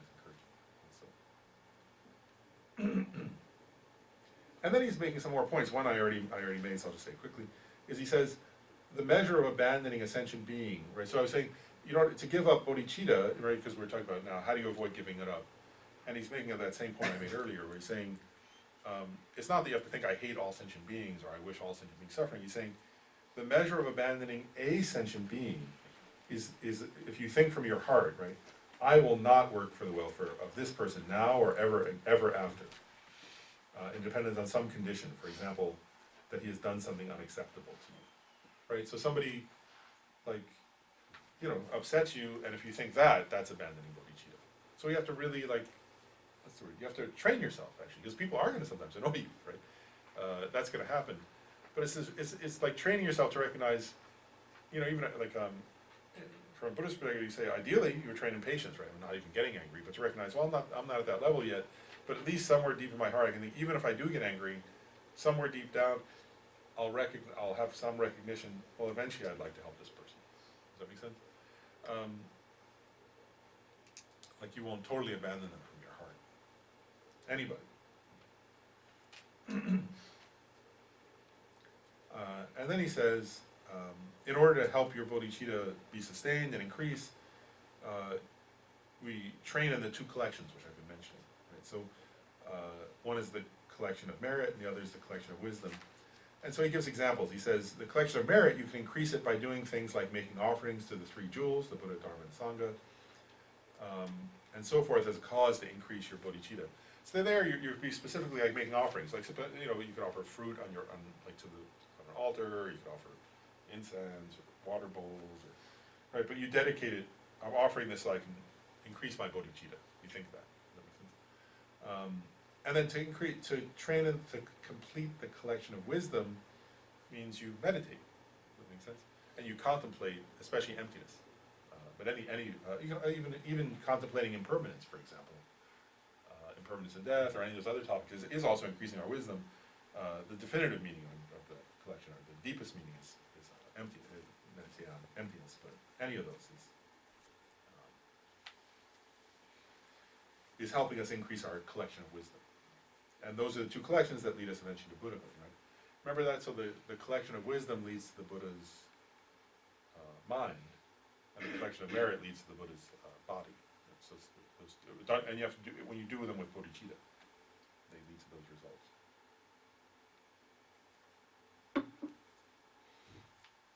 And that's the end of that section of those 4 points, which were to which were to benefit, to cause bodhicitta to continue and increase in this life. I'll just pause. Any other questions about those points? They're very practical, aren't they? Like, I think those are very practical points that anybody can practice. They're not like, they're things that we can do in daily life, right? Thinking about them, thinking about bodhicitta 6 times a day, thinking about the benefits of bodhicitta. They're just like, as I said, good topics to ruminate on. Okay, then next are they call them 4 black dharmas to avoid. And so these 4, if you do them, they'll cause your bodhicitta to degenerate. So it's saying avoid these 4 things. So we'll go through this section too. So the first one is,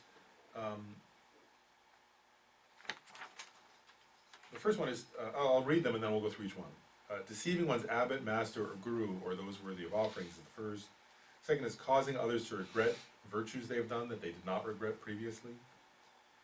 Third is saying something uncomplimentary or insulting to a bodhisattva. And the fourth is acting out of deceit and shiftiness, but without an extraordinary attitude. So the first one is deceiving one's abbot, master, guru, or those worthy of offerings. So what that means, right, is, so first of all, it goes through this, the object. So it goes through it, just to be clear what this means, right? So the object means who is this in reference to? So it's listing certain people, right? So the first one, it would be this, it'd be, so one's abbot. That means somebody who gave you vows. Makes sense? So if you're a monk or a nun, it would be the person who gave you the monk or nun vows, but it could also include if you took refuge, the person who gave you refuge vows. If you took the bodhisattva vow, the person who gave you that. The master here means your teacher, like somebody, the person who's teaching you the Dharma, like your guide or something like that, your Lama. And then those worthy of offerings means those who are not included in those previous, so they're not your personal abbot or teacher, but they're like, what's the way to say it? Like the Sangha community. You know, so the people who are those who are practicing virtue and are therefore worthy of offerings, like the ordained Sangha, for example.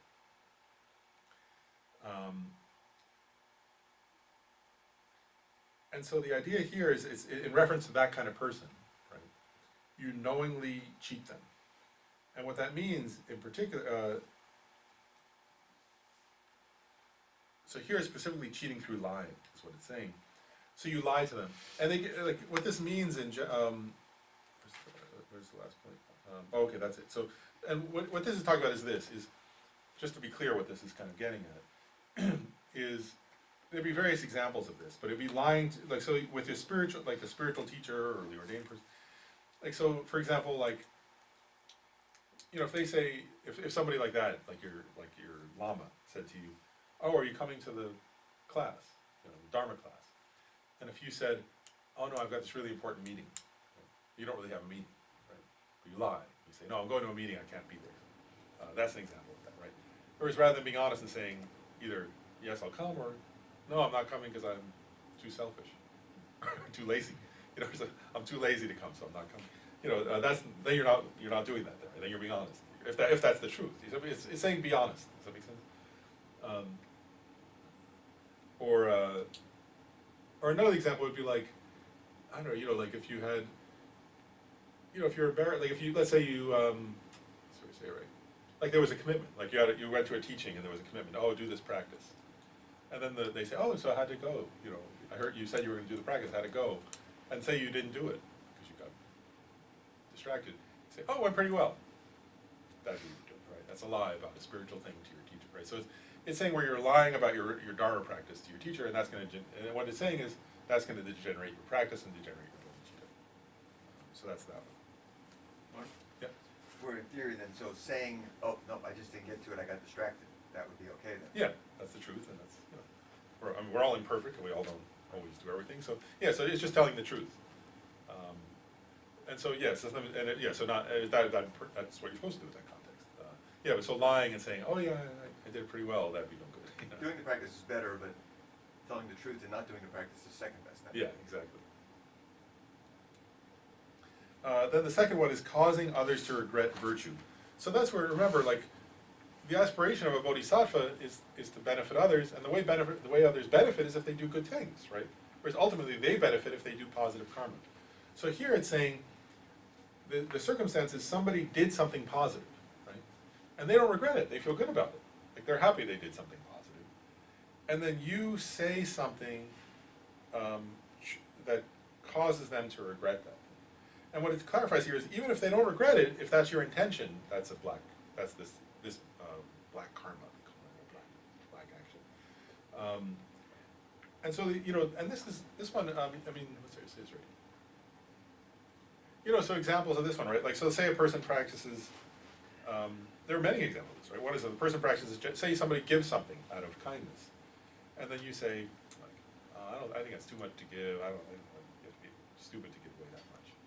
You know, if the person's happy to have practiced generosity and you kind of put down their practice of generosity.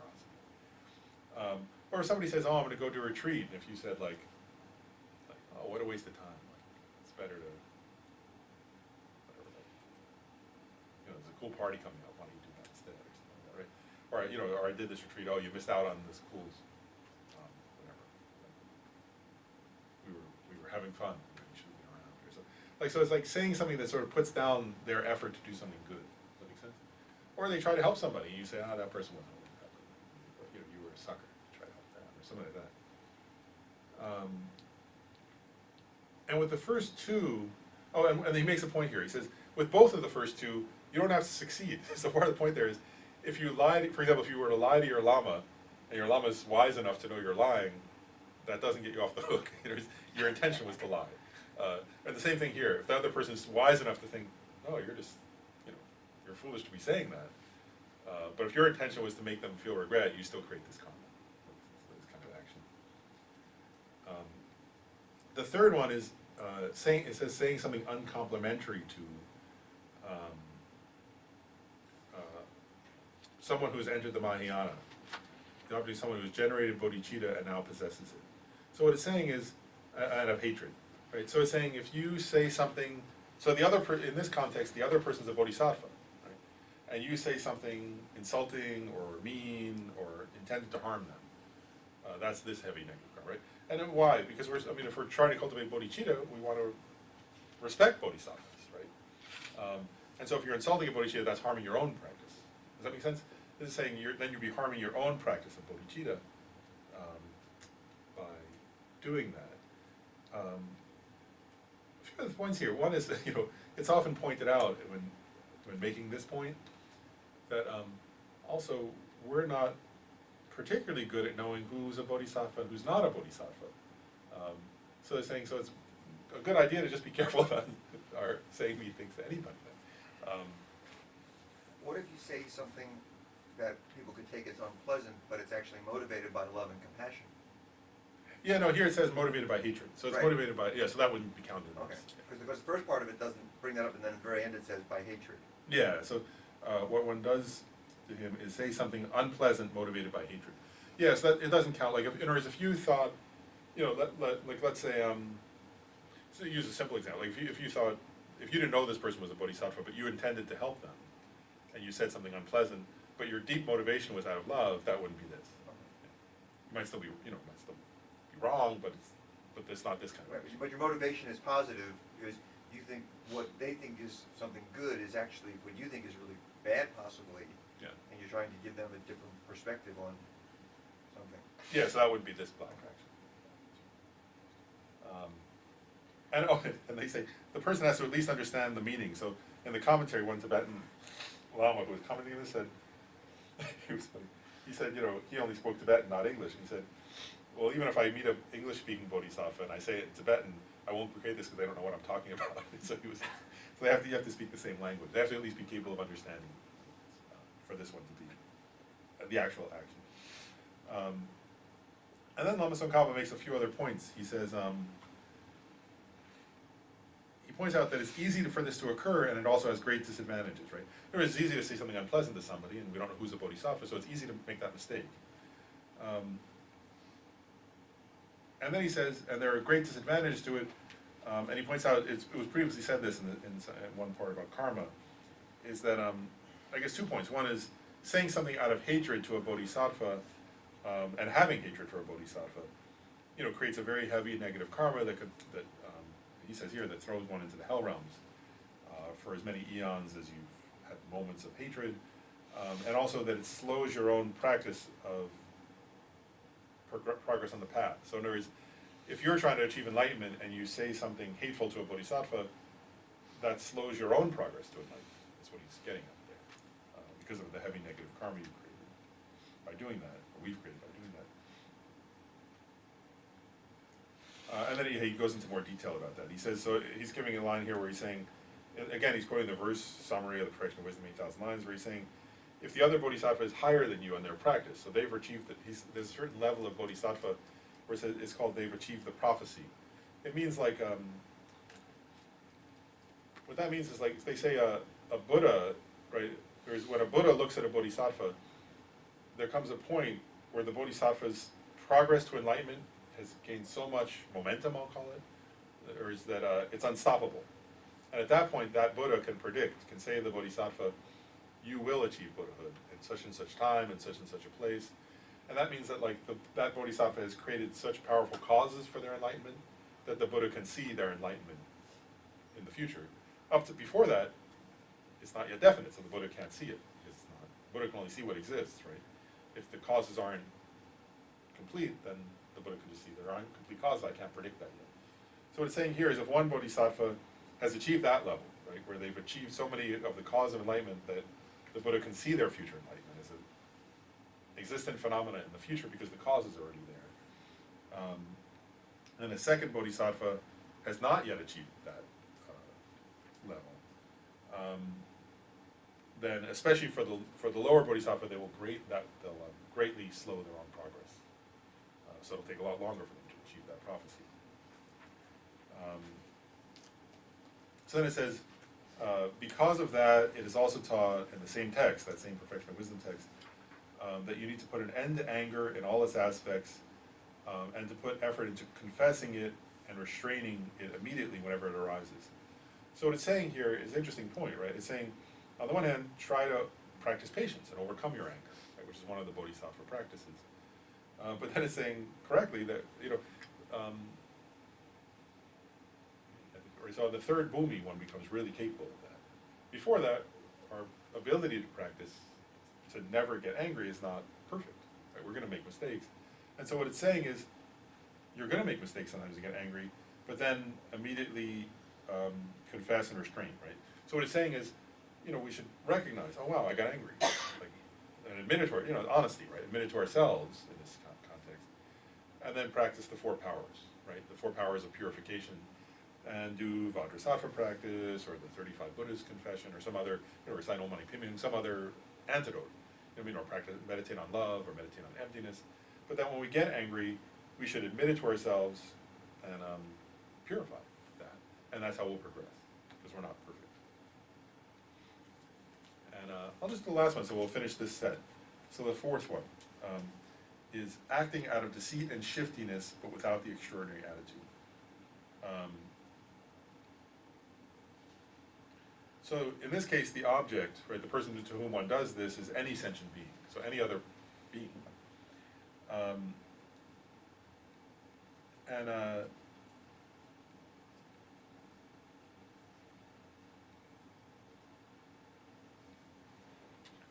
Let's explain. So there are 2 different terms here, and so I just want to go through them briefly. Like deceit in this case, I think when they were describing like what it means, I think a good word for it would be pretense. So the first of these 2 words is like, we call it pretense. Like, so pretending to have qualities or things we don't. And then the second one, shiftiness, is hiding our faults. So differentiate. You see, there are 2 different. So one would be sort of like pretending to be something more than you are. Does that make sense? And particularly spiritually, but in any area. Like, so sort of, that's what it's a pretense, that's what that is, right? Sort of putting on airs, or having pretense, sort of trying to seem like you're and it could be, like trying to seem like you're somebody you're not, or like you're something beyond what you are. And shiftiness is like where, we have faults, and part of Dharma practice is admitting our faults, right? Being honest about them. And here it's like trying to hide them, right? So like shifting them away, and trying to only present like a good face, but, so one is sort of trying to exaggerate the good that we have, and the other is trying to hide the bad that we have. And so what this is saying is, really what it's getting at, I think, is important, and this is why good to end with this one for today, is what this is getting at is if we want to practice bodhicitta, one of the things to avoid is being phony, basically, is what this is getting at, right? And it's saying, like, bodhisattvas are heartfelt, genuine beings, right? They relate to others in a heartfelt, sincere, genuine way, and they're not focused on, because this, really, what is this? This is like image management, right? This is like relating to others by trying to manage your image, and like seem like you're something, or try to appear a certain way, and, which actually is the opposite of, let me make a point, that's the opposite of love and compassion, right? When you're being loving and compassionate, you're focused on the other, right? And on the real relationship between you and the other.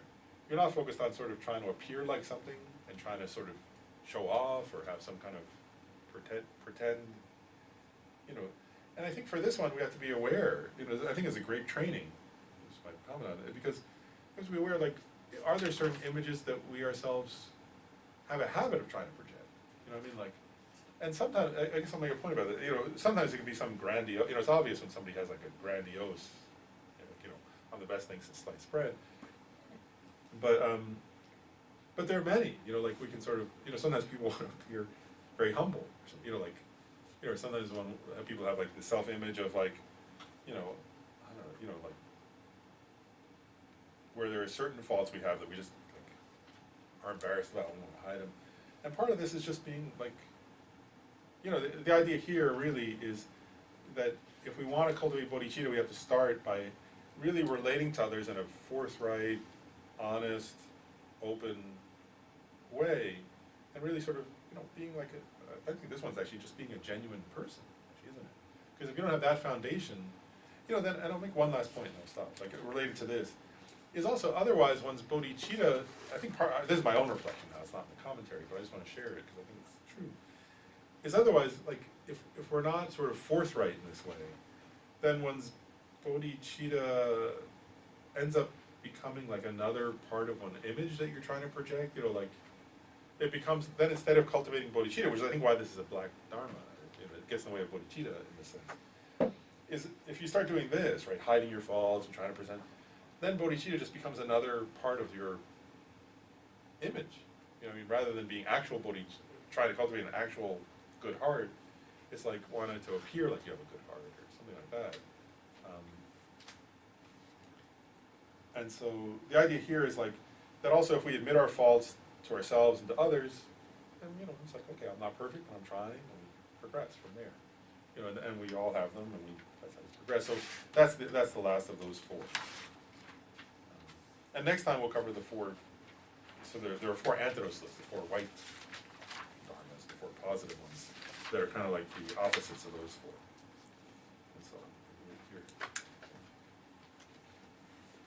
And then I think, and we have 2 classes scheduled for next month, so I think the next one's in like, not next week, I think it's in 2 weeks, so we'll get to that.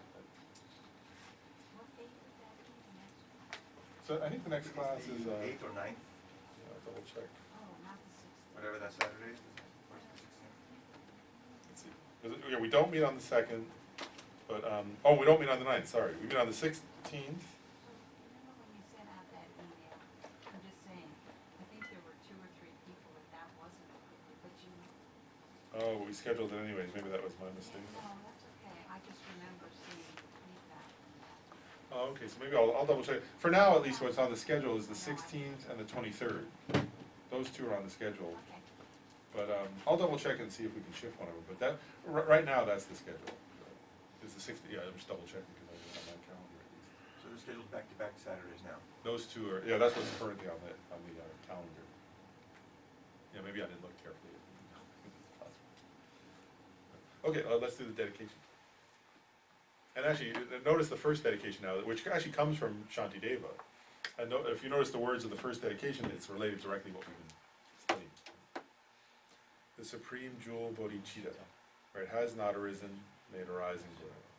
Where it has arisen, may it not decrease, but increase more. In the snowy mountain paradise, you the source of good and happiness, all-powerful Chinrezig Tenzin Gyatso, please remain until samsara ends.